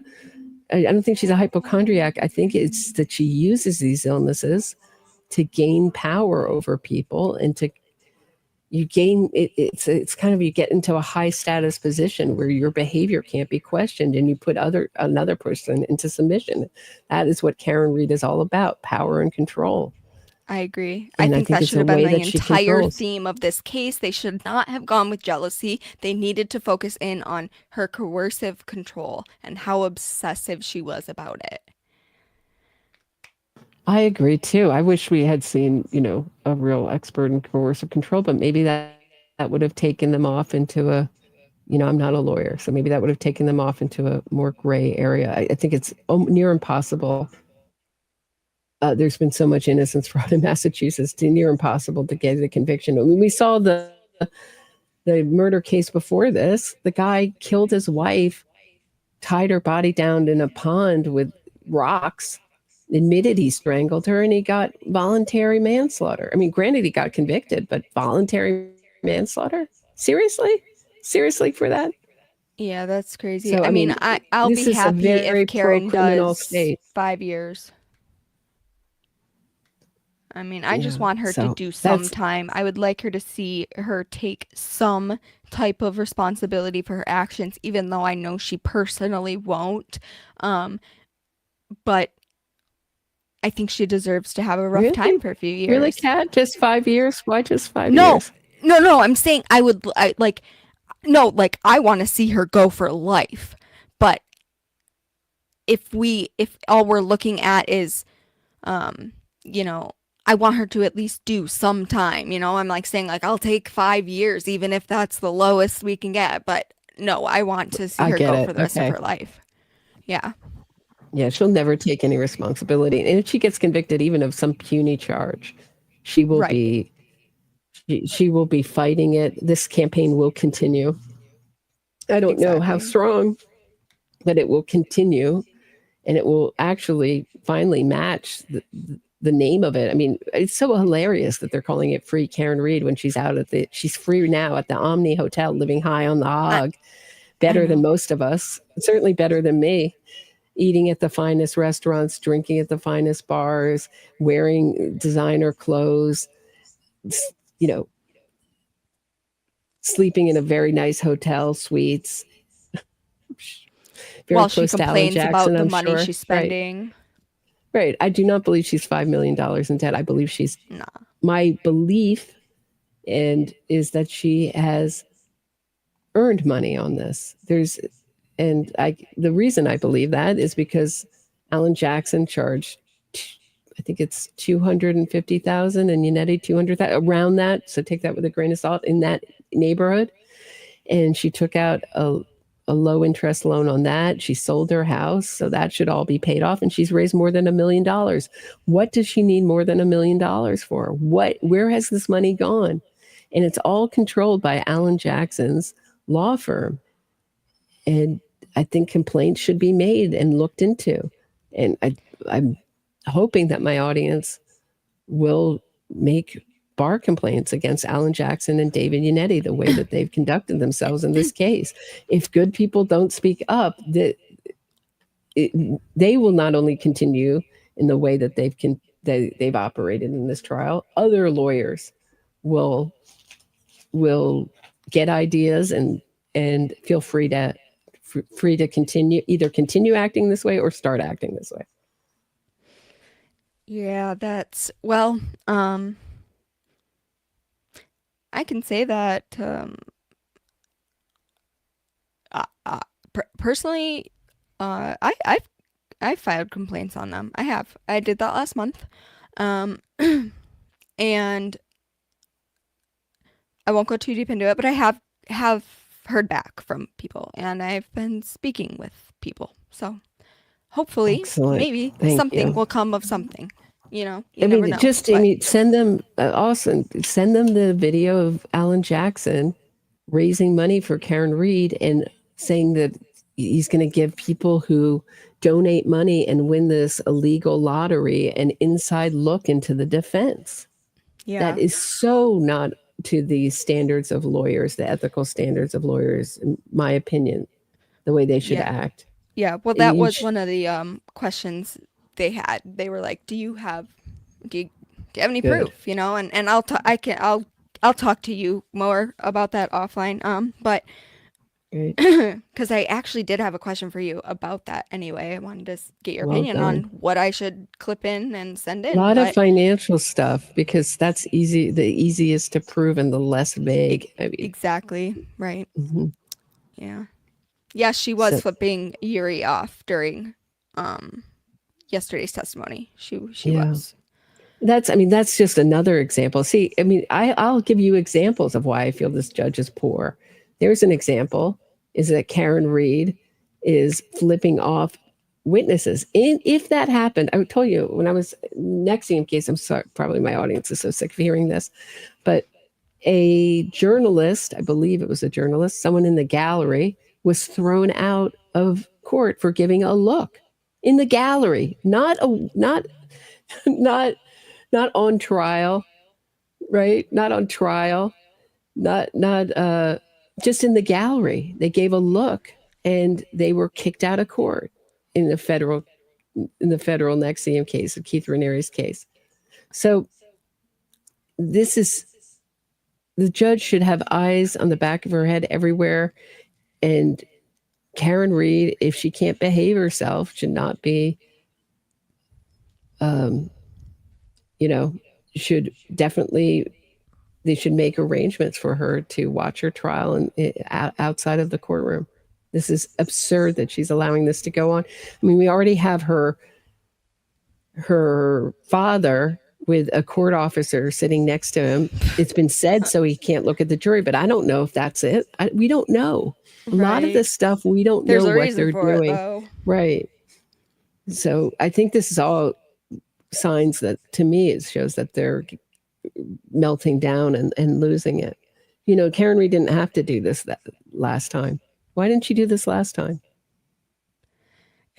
I think Right. they're going to be sorry going with this whole innocence fraud campaign defense, because they shouldn't have done it last time, because it didn't leave them room for anything else for a defense this time. They were stuck on that, and it was a horrible defense last time, and it's a horrible defense this time. And Hummingbird, we are watching the same case. I don't know why you can't wrap your head around the fact that Karen Reed is guilty, but she is. She hit John with her very large SUV, with her foot 75% down on the pedal, going 24 miles in reverse, and she even gave her wheel a little crank to the right just so she made sure she hit him. He had taillight pieces embedded into his shirt. Yes, I pronounced that weird, but tell me how this is the one particular question that not one free Karen reader has been able to answer for me. How the hell did somebody plant teeny tiny microscopic pieces of taillight into somebody's shirt? Not just plant them, not just put them on top of a shirt, embed them into the cloth, into the fabric. She probably isn't going to answer, but I'd like to know how you do that. Right. Well, they had to go. So there's two different things. So there's the innocence fraud campaign, and then there's Karen Reed's defense in court, which is similar to her campaign. So they needed a salacious story to pull in the public. So a salacious story brought in a lot of money and gave her team a lot of power and put pressure on the court from the outside. But was it the best defense to use in court? Maybe. I mean, it hung the jury first time. I don't know. I mean, that's not a win. We're still at I zero. It's guess, not a win yeah. for anyone. So we'll see if it may get her a lesser charge. It may get her there's a reason these innocence fraud campaigns are very powerful. There's a reason our press is all on board. I think it's less so this time. I think it's also the other thing it does, these innocence fraud campaigns, is it shuts up good people. There's certainly more people on this side speaking up than ever before. I see more people speaking up about Karen Reed's guilt than ever before because now they have courage to do so. First trial round, we were such a minority. And the reason that they harass and insult you is to get you to shut up. They want to scare everybody into silence so that only their viewpoint is heard, and that also continues the echo chamber, right? So it's a very sophisticated and I mean it's simple, but I don't know. It's simple yet sophisticated. Yeah. I don't think it's sophisticated as much as it's widespread. That would be a better word. Widespread. It's infiltrated our media because our media is so on board. I mean, did you see the picture of Karen Reed being interviewed by the media? I mean, they're just smiling like they're interviewing a rock star. I mean, they just It's smiling with their it's so microphones in their weird. face. So weird to me. It's creepy. I don't know, it's weird. Like I wouldn't even want to go up and talk to her. I know she's just going to lie straight to my freaking face. So why even? I don't know. That's my experience. I mean, there's a lot of psychopaths, and it's the professions that psychopaths go into are journalism, law.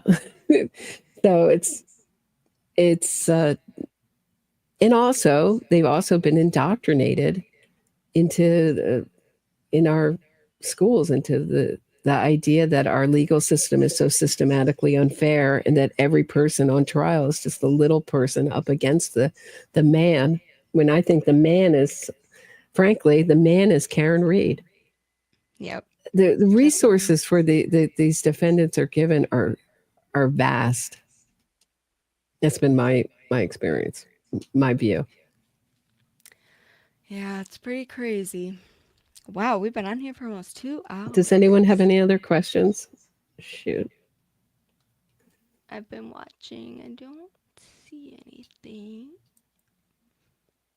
How do you think the prosecution's case is going? Do we answer that? Oh, I don't think so. I think J. they're doing Ray? great. I mean, I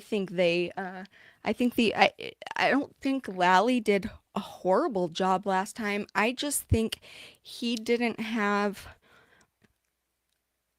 he he didn't dumb it down as much as Hank is and make sure to connect each thing together and like make sure that it all lines up in the end. It was almost like Lally couldn't get from the beginning to the end and put it all into a presentation succinctly so that everybody could understand. Um, and and he didn't have the Hollywood style of being, I don't know, just the way Hank talks and presents himself is very it's good for this case because you need something to match that defense attorney and the style they're gonna bring, if that makes sense. Well, I think he was Like really up Hank is against able it. I mean, to let's compare not to forget. them. Yeah, yeah, and he's also thought about. He's also had the benefit of seeing how the first trial went, the way the witnesses testified, and which witnesses he's going to use and not use, and really pare down this case. He's certainly much more of a performer than Adam Lally. But let us not forget that Adam Lally was up against it. He asked for Karen Reed's statements made to Gretchen Voss, et cetera, and these Right. news media outlets, 2020 Nightline.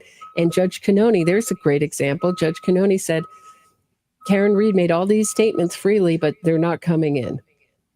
I mean, almost every, so I think what we're getting with, so, I mean, just to go back, circle back to your question about these free Karen readers and why they're so upset with this judge is because the judge gave them almost everything they wanted last time. And now we didn't hear about Judge Cannone being so corrupt and unfair last time. This time around, because we're in the second trial, she's being just a tad, tiny bit more giving the Commonwealth a little bit more, a tiny bit more. Right. But Right. she said it. She said that what's paramount to her is Karen Reed. Karen Reed's, I get that she has a right to a fair trial, but a fair trial, not a trial totally stacked in her favor. That to me, that's not a fair trial.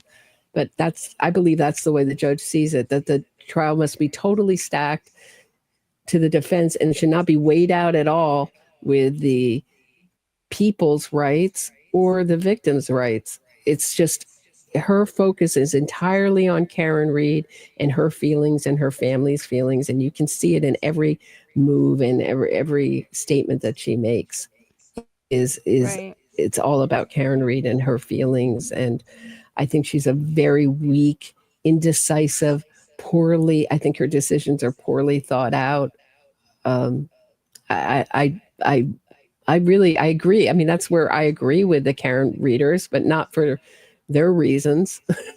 I think she's a poor judge. I think we needed a much stronger, much fairer, more experienced. I know that Cannone teaches law, not all the time, but you know, as a special professor or whatever. But Right. I mean, we needed a really, really strong, experienced judge on this case, and one that would have control over their courtroom. This courtroom is totally out of control. And for example, I mean, you have witnesses who, like the ARCA witnesses, like Daniel Wolf, come in and lie to the jury. I mean, they could have gotten Karen Reed off, and there would have been no repercussions for Karen Reed to get off fraudulently over perjured testimony, for saying that ARCA wasn't paid. Luckily, the jury was pretty smart, and some of the people in the jury were smart enough to figure out that ARCA was being paid, and that's also a tribute to Adam Lally's excellent cross-examination of those ARCA witnesses. Let's not forget Adam Yes, that Lally's was his strong suit, was those crosses. He was good. there was power in him. It's just not flashy. And I think we'd like to think, just like as when if you go to a concert and you hear a really up tempo song and people all like rise to their feet and like, wah! And it would like a ballad. And a Right. ballad can be played perfectly and beautifully, and no one's going to like run to their feet. So the flashiness, sometimes we are seduced by the razzle dazzle of the performance in the courtroom. And there was real strength in both in his filings and in his cross examinations. His openings and his closings, I thought, were weak, and I think maybe he would even agree with me. He was up against it. He He was didn't really up have as against much it. help as he should have, I feel No, like. I feel like he was doing it all by himself. I could be wrong. I mean, I wasn't back there, but with Laura McLaughlin, and yeah. it seems like Hank Brennan these witnesses talk about his whole team there. So it looks like Hank Brennan was given a lot more resources too. So let us not forget. I just want to Jay, give Adam Lally his due, because I don't think he gets so maligned, and people say this is such a different trial. Well, yeah, Well, there's a lot of advantages. He's yeah, brilliant, Hank you Brennan, but can't he's got a com lot of advantages too. you can't compare them because it's just it's first of all, statistically, the retrial it has a better chance of going through with a conviction, and that in itself, kind of changes things. And we have it's a different prosecutor. It's just things are different. You just it's almost it's too hard to compare it. It's not just a trial happening twice. It's two totally different things in my opinion. Jay Ray says that nothing was embedded and that they clarified that in the last trial. I didn't hear anybody clarifying anything. I Well, read I the court mean, you're documents and saying, I'm almost positive it said they were embedded into his clothing. well, I mean, they cut his clothing. I mean, they removed his clothing off of Right. him, and it still remained. So, I mean, you want to play Exactly. with semantics with words, but you know, But his that's embedded. his That's clothing what was that means. removed, and his taillight pieces were still found after it. So that's why I use the word embedded, because it it it it remained in his clothing. So that's how I would use that. So if you want to use a different word, uh, it would be hard to be sprinkled on the. I mean, if you want to say that they were sprinkled on the top after, I don't know when you're going to say that these taillight pieces were planted when the car was on the way to the Sally port and the CERT team had arrived. So there's no time. The timing does not work out to plant. There's no access to the tail light to plant them. The taillight pieces Which were found when the car was already, in the Sally port. So, which Alan Jackson got uh what's his name? Yuri to admit yesterday that there was time, even though I don't think he even knew what he was. Okay, John's hair was not planted too. You guys, nobody planted anything. You got to get that out of your head. This is not like a 50 plus person cover up. The more people you add into a conspiracy, that's more mouths that can't keep their mouths shut. Like it doesn't work like it just doesn't work. mhm. How do they explain her accelerating 24 miles an hour in reverse? They say that that's slow. They call that 5 miles an hour, and they call it too slow. You try going 25 miles, Right. 23 point whatever. I'm up, I'm rounding up just a little bit just so I can speak. And I'm not speaking in 23 point, whatever, 23.4, 23.5, 20, whatever. You can see her accelerate and reverse. And Right. I I think her foot guarantee was you wouldn't be standing behind that car. 74.5% on the gas pedal. Right. So, I Yeah. mean, I'm making tiny adjustment, a tiny, tiny little, to just give you a picture where I can speak in normalcy. Uh, but yeah, I mean, you're practically flooring it on these new cars. This is not, I mean, the kind of cars I learned how to drive on was stick shift. I mean, you know, these are, you just, I don't think I've ever put my foot that far down on the gas pedal. Right. Exactly. Murder by Maestro just made a great point. They say it wasn't fast, but then they say the injuries don't match up. Like they want it both ways. They say, well, he, um, he doesn't look like he was hit by a car based on his injuries. Well, yeah, he doesn't have broken legs and broken hips and stuff because she wasn't going 50 miles per hour into him, I just think I think it's really hard for people to visually see how this happened, how he was positioned when he was hit, how um just how it all went down. And last trial I was confused by what whoever was on the stand was trying to say too. Was that the accident reconstructionist, or who was up there trying to say he was like spun around and did this weird Wasn't uh, that Trooper Paul? yeah, I think it was the accident guy. And he was trying to like say that he like spun like a dreidel or something like that. And that's just it's really hard to in your mind like can figure how that would happen. Like I can't picture it. And I think, I mean, nobody was there to see it, so it's like, how do you even determine? I guess that's what the accident reconstructionist does, but I think that's almost a lot of, like, that's so much of the reason why people were confused because they don't understand how it happened. They don't understand how he was hit and how the injuries came to be. That's what I think. Oh, I just want to thank Kitty's 1993. I got your gift. Thank you so much. My cat slept on it last night. She sent me a bunch of kitty treats, and Oh, my cat, my my girl cat slept on the. She loves catnip. Slept on the catnip toy last night. Loved it. Thank you. That was very sweet. Appreciate it, and thank you for the super sticker. I don't know if that's you who needs to thank kitties. I don't know. It's confusing because we're simulcasting, but thank you. I appreciate it. I appreciate the gifts. They were really really nice to get on the end of a long work week. Um, Bonnie asked, did the Reeds go into John's house before the cops? Um, Technically, I think so, yeah.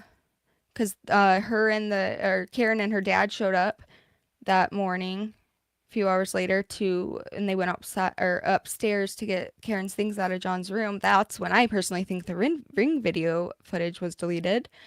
Um, I have more on that ring video. So I didn't really. I knew this, but I didn't verbalize it. That you can. So on the ring video, I may go over this tonight. You can assign users to, approved users to your ring camera. And Karen Reed had taken care of the children before. I would have thought that she might have been, maybe we're going to have someone from Ring testify, be an approved user on John O'Keefe's ring camera. So, and so that she could get into the app and control it. When she deleted it and how, I don't know if we're going to hear more on that. mm-hmm. What I doubt they have, which would be great to have, is the deleted footage. I don't think we're ever going to see that, but we may see. This is just, take this with a grain of salt. This is just my speculation. We may see some kind of testimony about a deletion being made, or Karen Reed's access to his, or where a deletion was made, or Karen Reed's access to as an approved user on his ring camera. So the kids, I believe the kids testified before that they didn't know whether she was I think they said one filing that might that she might have had access to it, but they didn't know. Sure will be interesting. We have a lot of What good stuff to look forward to in this trial, I think. I'm excited to hear, I'm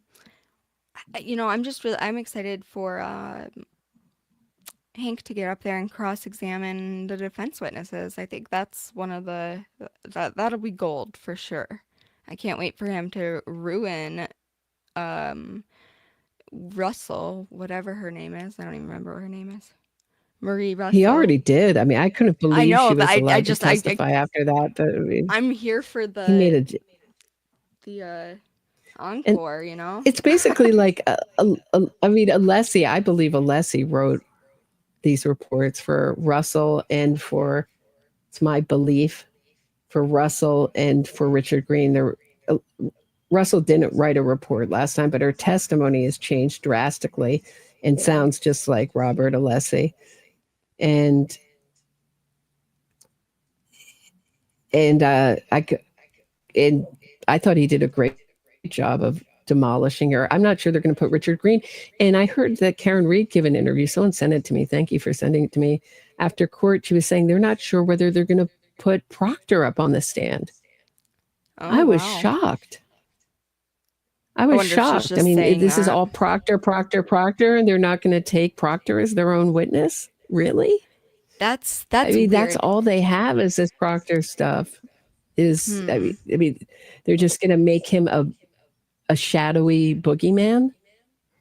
I mean, maybe they Huh. think he's more useful as a shadowy boogeyman, and then the jury sees him, and I think he testifies well, pretty well for the most part, honestly. But I mean, you can be offended by his mean texts, but that's the way people are. They talk crap, And People I talk think the crap, and jury might especially when you, right. question, why do they even have his personal text messages anyway? Like, and that opens a door to that whole federal investigation that they said they didn't want to get into, right? Doesn't it? Isn't that where they got the text messages from that investigation? Right. Yeah. I I mean, don't know. Pretty crazy. there's thank you, Sarah D, for the super sticker. I thought so. Someone asked me about this is another budding innocence fraud campaign that started free trial for Richard Allen. Someone was asking me about Richard Allen Oh and yeah, he's guilty too. his murder of Abby and He Libby. confessed 61 times. He wanted to confess. He begged to confess, but his family and his lawyers were like, "Don't, stop." I mean, in those videos that just came out of him, his his interrogation videos, and then I haven't his even seen those yet. Oh, oh yeah, wow. they're great. I forget who I watched them on, but they had put them they had put the interrogation video down, and then right after were his phone calls. So it was him sitting there for an hour and a half saying, "It wasn't me, wasn't me, wasn't me. Oh, yeah, that's me on the bridge. I wore that exact clothes that the killer wore. I was there. That is my black car there and everything. But nope, that wasn't me who killed him." And then it would transition right over to his phone call where his wife or mom would answer, and he'd be like, "Hello?" And he'd be like, "I did it. I did it. I killed him."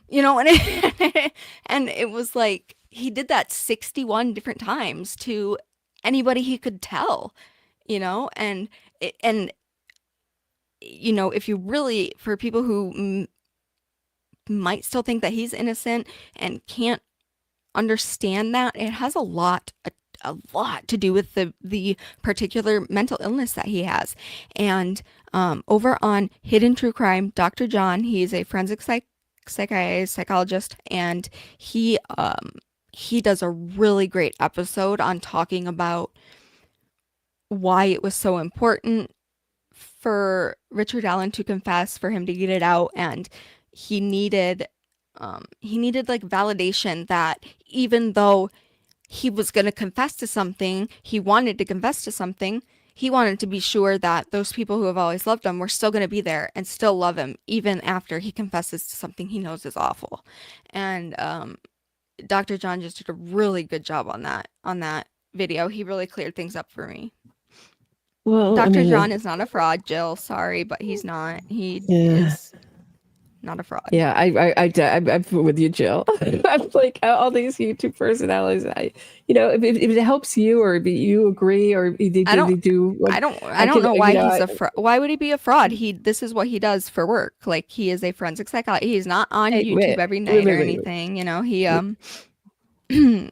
he just comes on when his wife has questions about crimes, and uh Take it with a grain of salt. I would just take these experts with a grain of salt. These experts and these appeals of authority in true crime with a grain of salt. Because I've just been so, you know, I've just been so fooled by them. But if it's helpful to you to see it in a certain way, I or don't one know. I episode's take helpful, I see it. Just to I've get you seen thinking about something. But his they website, and he has they the can. degrees, and I know he does. I I mean, know, but I these don't degrees also, I feel. I mean, let's. I mean, I mean, I we don't have to again, agree on that. I just think he's yeah, legit. He knows what he's talking about, in my opinion. Um, it's helpful to I've you. I mean, I think killers confess for all sorts of reasons. A lot of times it's about power and Oh control. yeah, no, Sometimes I it's know. re-victimizing people. Certainly, he had a need. He certainly what willfully confessed multiple times. And I love when they, the new thing is to say that all these people have PTSD, sometimes from prison, especially Oh, when yeah. No, people that's that they not get what. out reoffend, or they pathologize them in ways and humanize them in certain ways that, yeah. Okay. I just want Yeah. to correct Jill real quick. He didn't make a diagnosis. He doesn't do that. He makes that very clear that he does not make diagnosis without speaking to someone. But he what he did is he explained the diagnosis that Richard Allen has already been diagnosed with, not by him, you know? So basically what he did is he took this situation and just said, this is how, and I'm not trying to like simp for him or their channel or anything like that. I just think in this particular instance, he was able to um describe this mental illness that he's previously been diagnosed with years and years back, and explain the diagnosis to why someone might want to confess based on this diagnosis. That's all I'm saying. Can I clarify my position on these experts? Can I just clarify?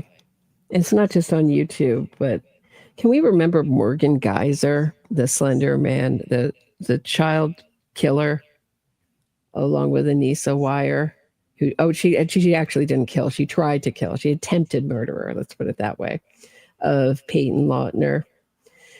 And when she got in there, they diagnosed her as schizophrenic for years, for years. And those were experts, people with degrees.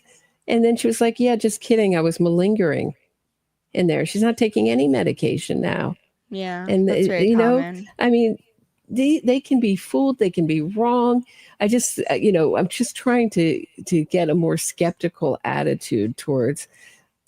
I'm not saying that you can't appreciate someone's opinion on true crime or on the internet, but just have a more skeptical view of these experts and not let that be our only view. No, no, Just no. because, That right, and right. that's why I don't really get into this stuff usually, because I don't want somebody to think that just because I agree with like a part of a video that somebody said, I'm not hanging my hat on everything they've said, you know? I just felt it be helpful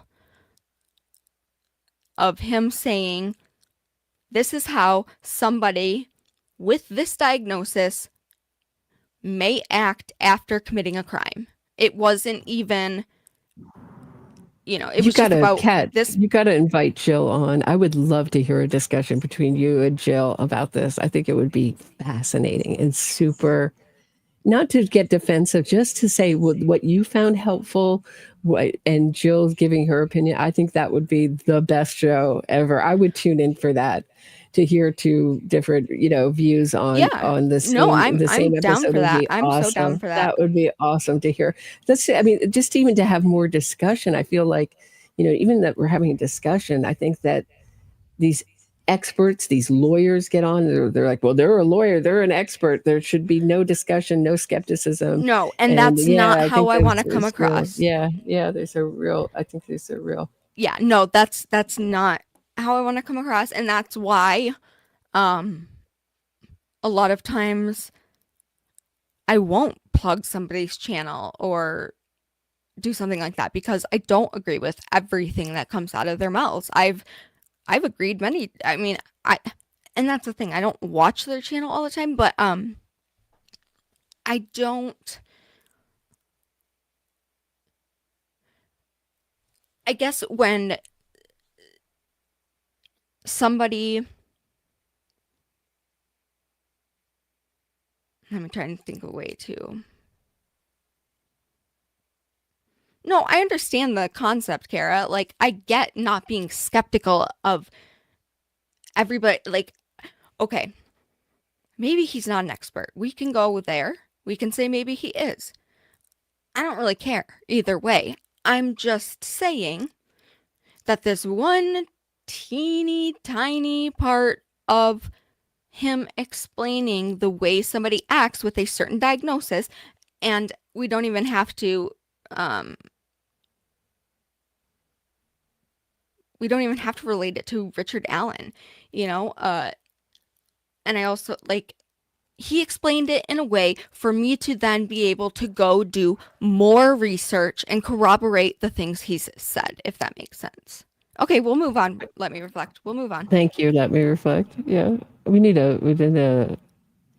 Anybody have any Yeah, it's not thoughts? a big And we deal. want to talk Not a big Karen deal. Reed? No, I think it's all And I all. don't just watch something and say he's right. That is Well, it's my not thing. I personal to agree. you. You know, it's not. Nobody's attacking you. It's just. I It's. disagree with that, I but know. I know it can be. Um. um yeah, I no, know it it can was feel just very he personal when made me people think in a disagree. different way, and I like to get other people's opinions on things. That's it, really. Um and it just helps. It helps to get different opinions on things, and if I think it might be a good idea or sounds it could be true, I then Okay, go into further it's a research great about it. I question. don't just take one thing as fact and go with it. Yeah. I corroborate the Que research sera, I do. sera. Let's But answer yeah. this question. Kat, throw up que sera, sera with the 3 question marks on the thing. I'd love to answer that. Thank you. Hank Brennan was not I'll read criticized it. for mentioning corruption in his opening Was criticized statements. Oh, he for not was? mentioning corruption. I think he's Okay, proving so to let's be talk about criticizing. corruption. What that means. What does corruption mean? Does corruption mean what are you considering corruption? I see the corruption as this innocence fraud campaign, the witness harassment campaign. The testimony from the witnesses has been. I'm thinking of Michael Camerano. Is that right? Michael Camerano. His testimony, we heard about the plumber. We never heard about that before. Uh, in you could just see him sitting on it, wanting to say, they say, oh, they were getting along that night. Everything was great. Well, John was upset because Karen Reed. So just to explain what this is about, Karen Reed had said that she couldn't come out because she had a plumber over at her home she was waiting for the plumber at 7:15 to 7:30 around that time at night. She couldn't come out to the bar and meet them because she was waiting for Richie the plumber to come fix her hot water issues, and that he said he had a rusty pipe and he was going to go to Home Depot and be back tomorrow, meaning after the seventh worst storm in Massachusetts history. He was going to come back in. He was going to plow himself out and come back to fix her hot water issues in her home in Mansfield. So when she got to the bar, the first thing you would think John O'Keefe would have asked is, how'd you get on with your plumber? And you would think that that might have been one of the things that they were fighting about that night. And he told Michael Camerano that he was upset that Karen Reed didn't ask him, because John was a plumber and his dad's a plumber, to fix her hot water issues. So my feeling about that, why it's significant, is it shows, to me, I don't believe Richie the plumber existed. I don't believe she had a hot water issue. We've never heard about her fixing this hot water issue in her time after John O'Keefe's murder. There's never been any proof of these text messages to Richie the plumber or calls to Richie the plumber. That she knew that that would rile up John O'Keefe, and it did, as a way to exercise control over him. So this time around, Michael Camerano, last time he said, oh, they were getting along great. This time around, he said, no, they weren't getting along great. And his testimony was read at the grand jury that that Karen, that John told him that he was upset that Karen Reed didn't ask him to fix her hot water and instead hired a plumber. And he was angry about that night. And that came out this trial. So, um, that's one of the things an innocence fraud campaign will do. It will scare people into silence. All we heard about first trial was how great Karen Reed was and how there was no issues and that they were, even we had Karina Kalakithis saying that they were lovey-dovey. Strangely, the same phrase that's used in John O'Keefe's text messages that day, the day of his murder, to Karen Reed, that he's not so quick to be lovey-dovey as Karen after an argument. So was Karina, who kept her, befriended and kept her friendship with Karen Reed after John O'Keefe's murder, was she shown those text messages? And why did her testimony at trial echo so much John O'Keefe's odd phrase, lovey-dovey? All we heard about is how great they were getting along, how they seemed to be so happy together. This time round, now that there's been a little bit of a dent in this, it's been, the innocence fraud campaign is not at, 11. That we were getting some more critical testimony of a more damaging testimony to Karen Reed. So that, I think, is one of the issues of corruption, is it changes, it intimidates people into silence. But actual corruption in this case, proved to me there has been corruption besides mean texts. I mean, Proctor was fired for driving drunk and being unprofessional because of his mean texts about Karen Reed, who had just murdered a fellow police officer. Yeah. So he was Like he had no right to understandably be upset. mad. So I haven't seen actual corruption. Strangely, what I'm more interested that didn't come out in his opening statement, and I thought was coming into this trial, but maybe only if the defense opens the door, is Karen Reed's witness harassment campaign. And so that it shows consciousness of guilt. Now he has played the clip. Jen McCabe, it's either me or you. Either you're going down or I am. That was so good. I mean, to me, that shows that she started this innocence fraud campaign as a way of someone's going to take responsibility for her behavior, and it's not going to be her. Yeah. She'd rather have innocent people go down, which is the irony of this innocence fraud campaign that's supposed to be such a quest for justice. They're trying to frame innocent people for Karen Reed's murder. What a way to obtain justice. I mean, they're taking part in a huge injustice, and that is the name of the game in every innocence fraud campaign. The people that join in on it think that some of the duped people think that they are fighting for justice when they're taking part in a huge injustice. And they're re-victimizing the victim's family, and they're often creating a unique injustice of their own. Yeah. When it comes to corruption, I think Jill just said it best a few minutes ago. AJ and Arca are the corruption. And Yannetti, don't leave out Yannetti. Yeah. He's yeah. quieter. That was just He's her not comment. quite I was so just reading openly. her comment. Yeah. But yes, Yeah, them as a team are the corruption here. And Alessi and Elizabeth Little, they're all right. The defense team. all Yep. part of this, part of making all these, especially Alan Jackson made so many extrajudicial statements outside of court against, his profession's rules. I mean, that's not advocating for your client. That's going far beyond that, and accusing people of murder, bringing up names with no evidence. I mean, that would be one of the things I would highlight. Yeah, it's just wild.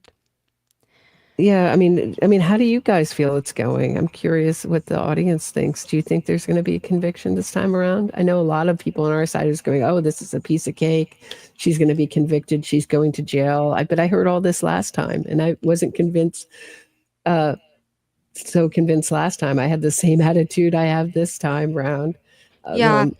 Yeah, I kind of feel relatively the same. I think they're doing better this time, but they could put on the best case in the whole damn world. But if we have someone on that jury who doesn't care, then none of this even matters. Right. You know, if Right. there's somebody on here who wants her to not be convicted, by all means, she won't be convicted. And that's how it'll go. Have you ever And it's talked to so a free unfortunate. Karen reader? I mean, it's like I call it the why come. Why Yeah. come? Why come? They experts, they'll go still just call them experts, ARCA. You mean the hired guns for the defense said that he couldn't be hit by a car? John wasn't hit by a car. The experts say he wasn't hit by a car. You mean the hired guns for the defense who were Right. talking on the Signal app, an encrypted app, and crafting their testimony, writing it with the defense? Amazingly, I think that the real mystery in this case and the real corruption, let's not forget the federal investigation. There's the real corruption. So he can't mention the federal investigation. There's another element. And that seems to me totally like I don't think you can take the defense, see the defense and the federal investigation as separate. They're so their their relationship is so symbiotic at minimum, Hank one really and the gave us same that at good at word. yeah, I've been Really using it. good. Yeah. Yeah, I've been running with it because it's right. It works. It's right. Yeah, I mean, Dr. Marie Russell, I don't even know. I'm not sure that that's a real story, how Marie Russell got involved in this case. I She could have gone right to the defense. I don't know. She could have certainly enough people are going right to the defense and volunteering. They're using a lot of people like Microdots was in the war room, just a Richie Keough, just people they have so many eyes and ears, and that's why I always say if you have ideas for Hank Brennan, write them. Write them, let them know. I mean, the defense has a whole army of people giving them ideas and tips and things that they are using in court. It blows my mind. It really does. No way will she be acquitted. Yeah, it's looking less likely. Like she may be convicted of a minor thing, she may be convicted of everything, or we may get another hung jury. But acquittal seems like my money would be, but who knows? That seems to me to be the least likely option. That I just don't want to get 12 my people are hopes all going up. to agree for right, but it's absolutely possible. But my view Absolutely. right now, we're still in the Commonwealth's case, so obviously it's their case. The defense has only gotten to argue their case in cross examination, so you know it's early. It's early days. But to my view, that seems least likely. I think it's much more likely we're going into another hung jury. And who knows what's going to happen? Are they going to are they going to justify trying Karen Reed a third time? I know they've told the Paul O'Keefe that they'll try her as many times as they have to. Is that true? No, no. Realistically, no, because I mean, that might just be something you say to the victim's family and hope by all God that you get your conviction, because realistically, no, they're not going to spend millions and millions and millions of dollars just, over and over again to try her. It doesn't realistically work out that way. But exactly, kiddies, we just hope it's not necessary. Like, I think that might have been what they were riding on. I think they were just, if they even said that to him, did Paul say that himself? Yes, he said it in an Oh, interview that okay, they told okay. him that they would try him as many times as they need to. But I know we're getting near the end here, but does anyone have any, does anybody have anything else that they want to ask before we go? Russell's a big time fraud. Yeah, big time. And a dark personality. Really, I'm so Yes. glad. I mean, that scares me. It's like almost like Annie Wilkes or something. Can you imagine being injured in the ER and she's your doctor? What a person totally lacking empathy and humility to treat you. Oh, it's like a nightmare. Definitely. All right. Wow, we've been going for a long time. This was fun. I'm so glad we got to talk. We will have to do this again Me sometime. too. This has been fun. Yeah, this has been fun. I think we've done it unless anyone else has anything else that they want to ask.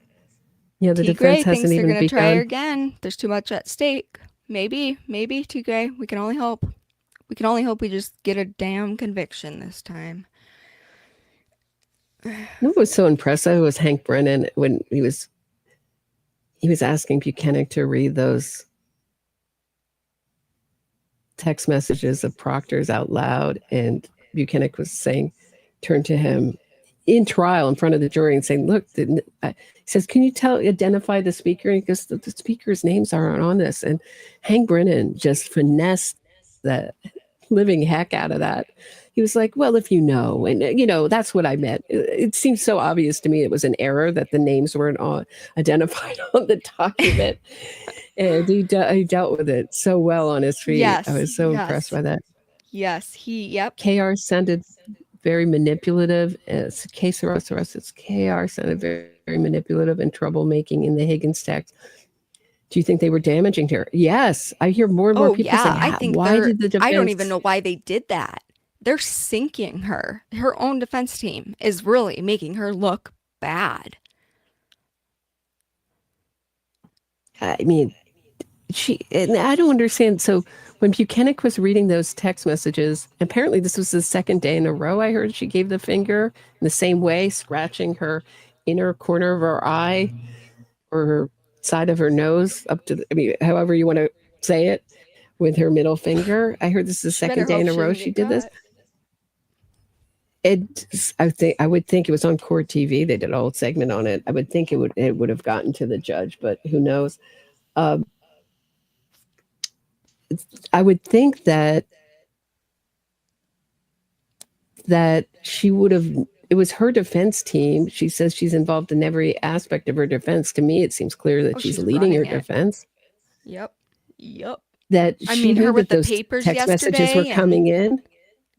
She knew that they were going to be read. So it wasn't the reading out loud of those text messages that she cared. She said she didn't. She said that that was the most humiliating thing in the trial to the ID discovery crew. She wasn't embarrassed about murdering all the evidence that shows that she murdered John O'Keefe. The it was her text messages between Higgins that she found like going through some kind of stomach operation, she said, with no anesthesia. I can't remember oh exact my words gosh, she she's so used, like dramatic. I don't uh, think she can some even kind of feel procedure with no embarrassment. anesthesia. Right. I don't. I thought that was put on too. And then, but if that embarrassed her, but she knew it was coming. So what is? I just think that she's so angry, and this is what it's not. Her innocence fraud campaign is also a revenge campaign to teach all Hmm. the people who thought they could outsmart her. You think they could outsmart Karen Reed? All the people with knowledge of her guilt and punish them and make them villains. So it wasn't good enough just to start this campaign to help her evade responsibility. The point was to punish these people, make their lives miserable, make them public villains, make them laughing stocks, totally remove whatever feelings of safety and privacy that they have, and exercise her power.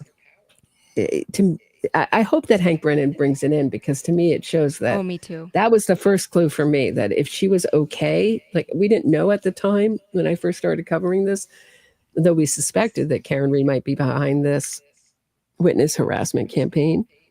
We didn't know for sure that she was.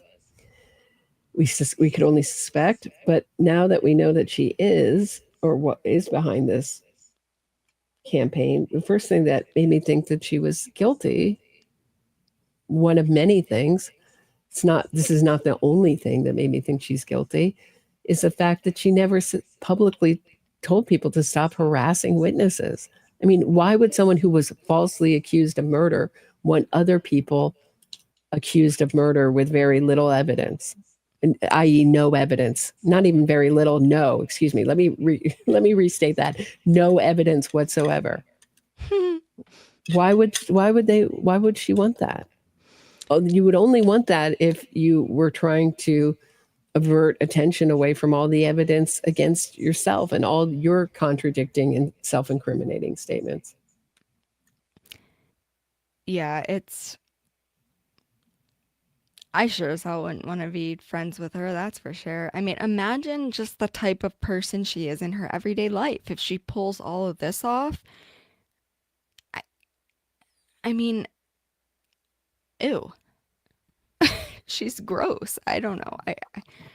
She's What an just what a the fact that she hates children and doesn't want to get married and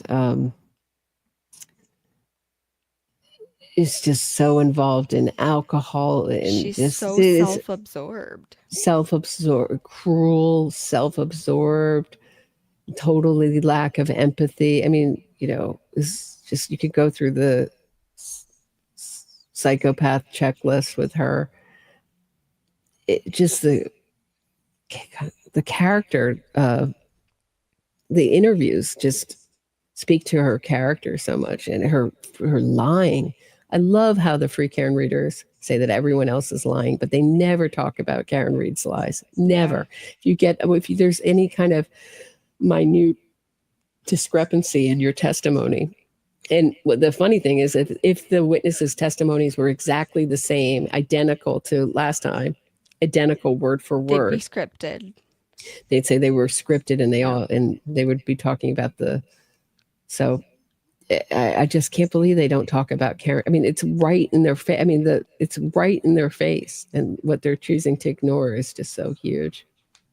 Yeah, she does have a lack of personality. Let me reflect. That's a good point. She does have it. It's almost like she tries to have a fun personality. Like she tries to have a personality, period. And she puts it out there like how she thinks she expects other people to act to have a good personality. But it just isn't there. She can't make that happen. Yeah, It's anger so rules her. anger Like, of power and control. Is everything she does yep, is yep. about pretty much about power and control, and just the I would be so shocked. But I was shocked that we got a hung jury last time. So, but I would be so shocked if she's not convicted, at least on the drunk driving charge. I mean, Oh yeah. that I don't know what you have to do to get convicted in Massachusetts if she doesn't get convicted of the drunk driving charge. She's admitted essentially she was driving drunk. We have her blood alcohol level after the fact. That she's still drunk the morning after. I don't know what else you have to do. And every text message to Higgins is about alcohol. Yeah, And we every see that single one there's of a them. tape. She's doing it on tape. You can see her drinking on tape. Yeah. That's also something the free Karen readers don't like to talk about. Is her? I mean, or do they all think she's not guilty of drunk driving? I mean, at minimum, do they admit she was driving drunk? That she should be convicted at least of operating a vehicle, or should Proctor be the only one who should be convicted? Be punished for that for operating a vehicle while drinking. I mean, she was so beyond the limit. I can't say she was so drunk, but she was so beyond the limit. Obviously, has a high tolerance, or do they think her high tolerance lets her drive a vehicle safely at that level, at point 0.3 or whatever she was at? Ooh. I mean, that's how you know. I mean, that tells you so much about the type of people who are behind her if they can't even admit to the fact that she was drinking and driving. That's I don't know. That's some type of mental issue if you can't it's not even about themselves and they can't even admit one mistake that this random ass woman made. I don't know. It's so weird to me. I don't it's just weird. It is like a cult, Jill. It is.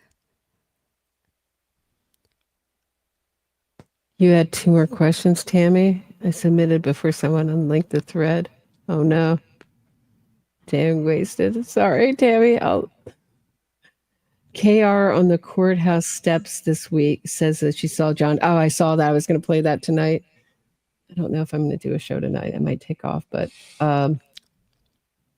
said she saw John go in the house. I was thinking this. I was wondering the same thing. Que sera, sera. Wondered if Hank Brennan.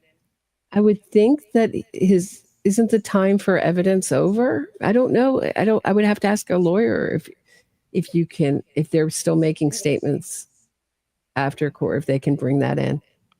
I, I think it would be effective if he's gonna play a trifecta of I saw him walk in the front door, I saw him walk in the side door. I looked down at my phone and I didn't see whether he walked into the house and add that to it. Oh yes, I saw. You can see she's lying. She always has this look on her face. She smiles when she lies. She has Duper's delight every time. So, oh, Crazy woman. Oh what do you man. think? Do you think Hank can bring that in, Kat? Um, I don't see why not. Uh, I'm just wondering, do you think he is watching these moments? Like during this trial, you know? Like, do you think he's going home at night? And I'm always so curious about that. Like, I wonder if he's going home at night and checking like court TV and long crime and just checking to see, okay, did she do any, what did she say today after trial? Because otherwise he's not going to know what's there, right? But I don't see him not being able to bring it in. Well, I was just the you know discovery is over, so I just don't know what Right, the. but it I'd just have to ask a happened. lawyer what happens if there's evidence created during the trial. Are you Then it can come out in. of luck, or can it come in, If and it what just circumstances happens, can come in? if it's something that just happens or they just get a hold of it, then they have an exception to the discovery date. So you say the Brandon Bernard, this last one. Oh, sorry, Kat. I feel like I'm holding your. I know we've been going for so long. Sorry, I just No, start it's okay. talking and I go. Roberta, I'm not as clued in on this case as I am on the Adelsons. Why is this case so strange?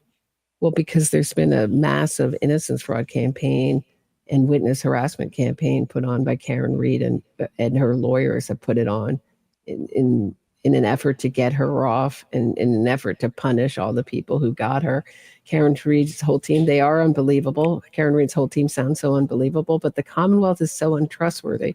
Well, there's lots of evidence that's separate from.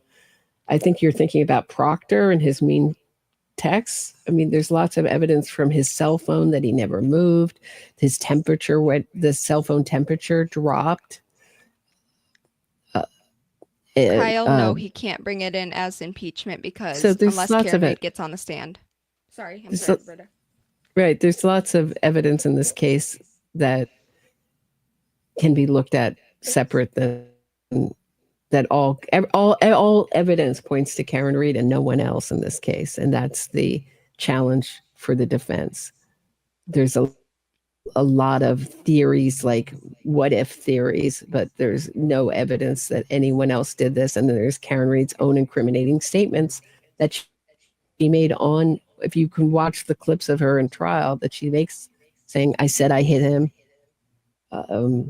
and self incriminating and contradictory statements. So you don't have to believe the Commonwealth. You can just you can just examine Karen Reed's own statements, how much they There you go. change and contradict and That's a good incriminate thing about this herself. case. She's actually talking a lot of times. Well, I mean, if the criminals are really dumb, they like to talk. But some of the smarter ones, they clam up and they don't say a dang word. But this one, it's so easy to like analyze her statements and what she's trying to say because she talks constantly.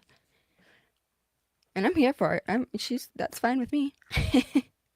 Right. They'll say whatever lie is easiest at the time. You know, we see this with a lot of people on trial for murder and convicted of murder. They'll say the easiest lie at the time that will get them out of hot water at the time, or think that will get them out of hot water at the time. And they'll change their stories. And they also like to mix it up and confuse things. And, I mean, I just think I hope someone on the jury is asking themselves why Karen Reed involved Jen McCabe and Kerry Roberts that day. There was no need to involve them. Why didn't Karen Reed call 911? Why is Jen McCabe calling 911 and not Right. Karen Like, Reed? we know Why the did she have to answers to involve those those. people that morning? Right. I hope We someone know on the the answer to jury those is thinking questions, about that. but it's something for the jury to think about for sure. Because if they can answer that question by the end of this case being over, well, that tells you who's guilty, Mhm. I think.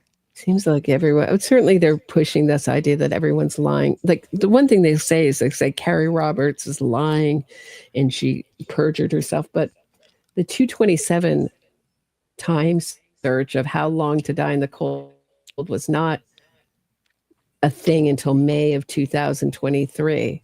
So there would be no reason she would testify about Jen McCabe, hearing from Jen McCabe about Karen Reed asked her to Google how long to die in the cold until it was an actual thing brought up by Karen Reed's innocence fraud campaign. So there's a reason she didn't tell the. So there's a lot more context and reasons, and certainly the media and the YouTubers are really pushing where the side that where the clicks, the view, and the money is, and also ideologically where they're aligned is in the free Karen Reed side. So you won't often hear the counter arguments to their arguments about lying witnesses or what they're putting out as lying or perjured witnesses or minute changes in testimony. If they were all, if they were all too consistent, they would all the free Karen readers would be saying is that they got their stories straight and they're going by a script. So you really can't win. Free Karen Yeah. Reed will go at the minutia any which way they can. Look at Karen Reed's no one's lying like Karen Reed. I'll tell you that in the state. And let's just this is my last point. Sorry, Kat. You're Last okay. point. You're okay. Let's just say for argument's sake that Jen McCabe or Carrie Roberts or some witness in this case are lying on the stand because people do lie. They lie for all sorts of different reasons. Is the reason they're lying on the stand to cover up a murder? And what evidence is there that they are covering up a murder or were involved in a murder?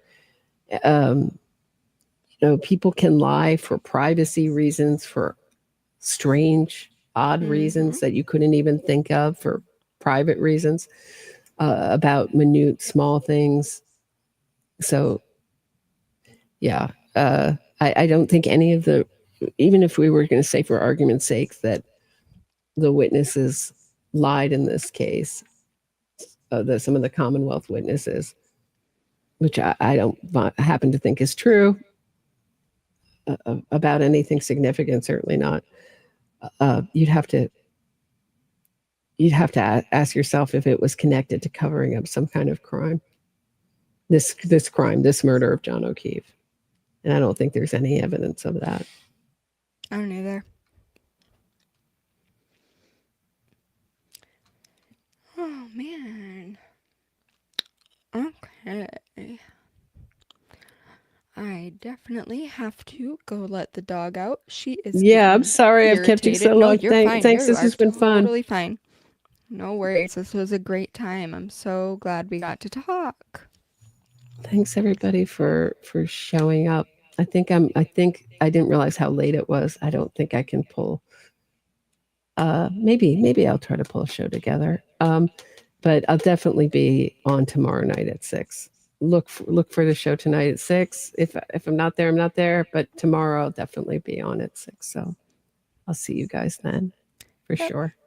Not sooner. And Thank you, Kat. This has been a real pleasure. Maybe we'll do it again sometime. yes, thank you. On either Sunday or Monday on my channel, I'm going to be covering the Madalena Kojikari case. She went missing in a few years ago in North Carolina. So if you want to be there, you can. Either or, doesn't matter. But it'll be there. So I hope everybody has a great night. Have a great night, Roberta. Thank you for coming. Thank you, Kat. Good night.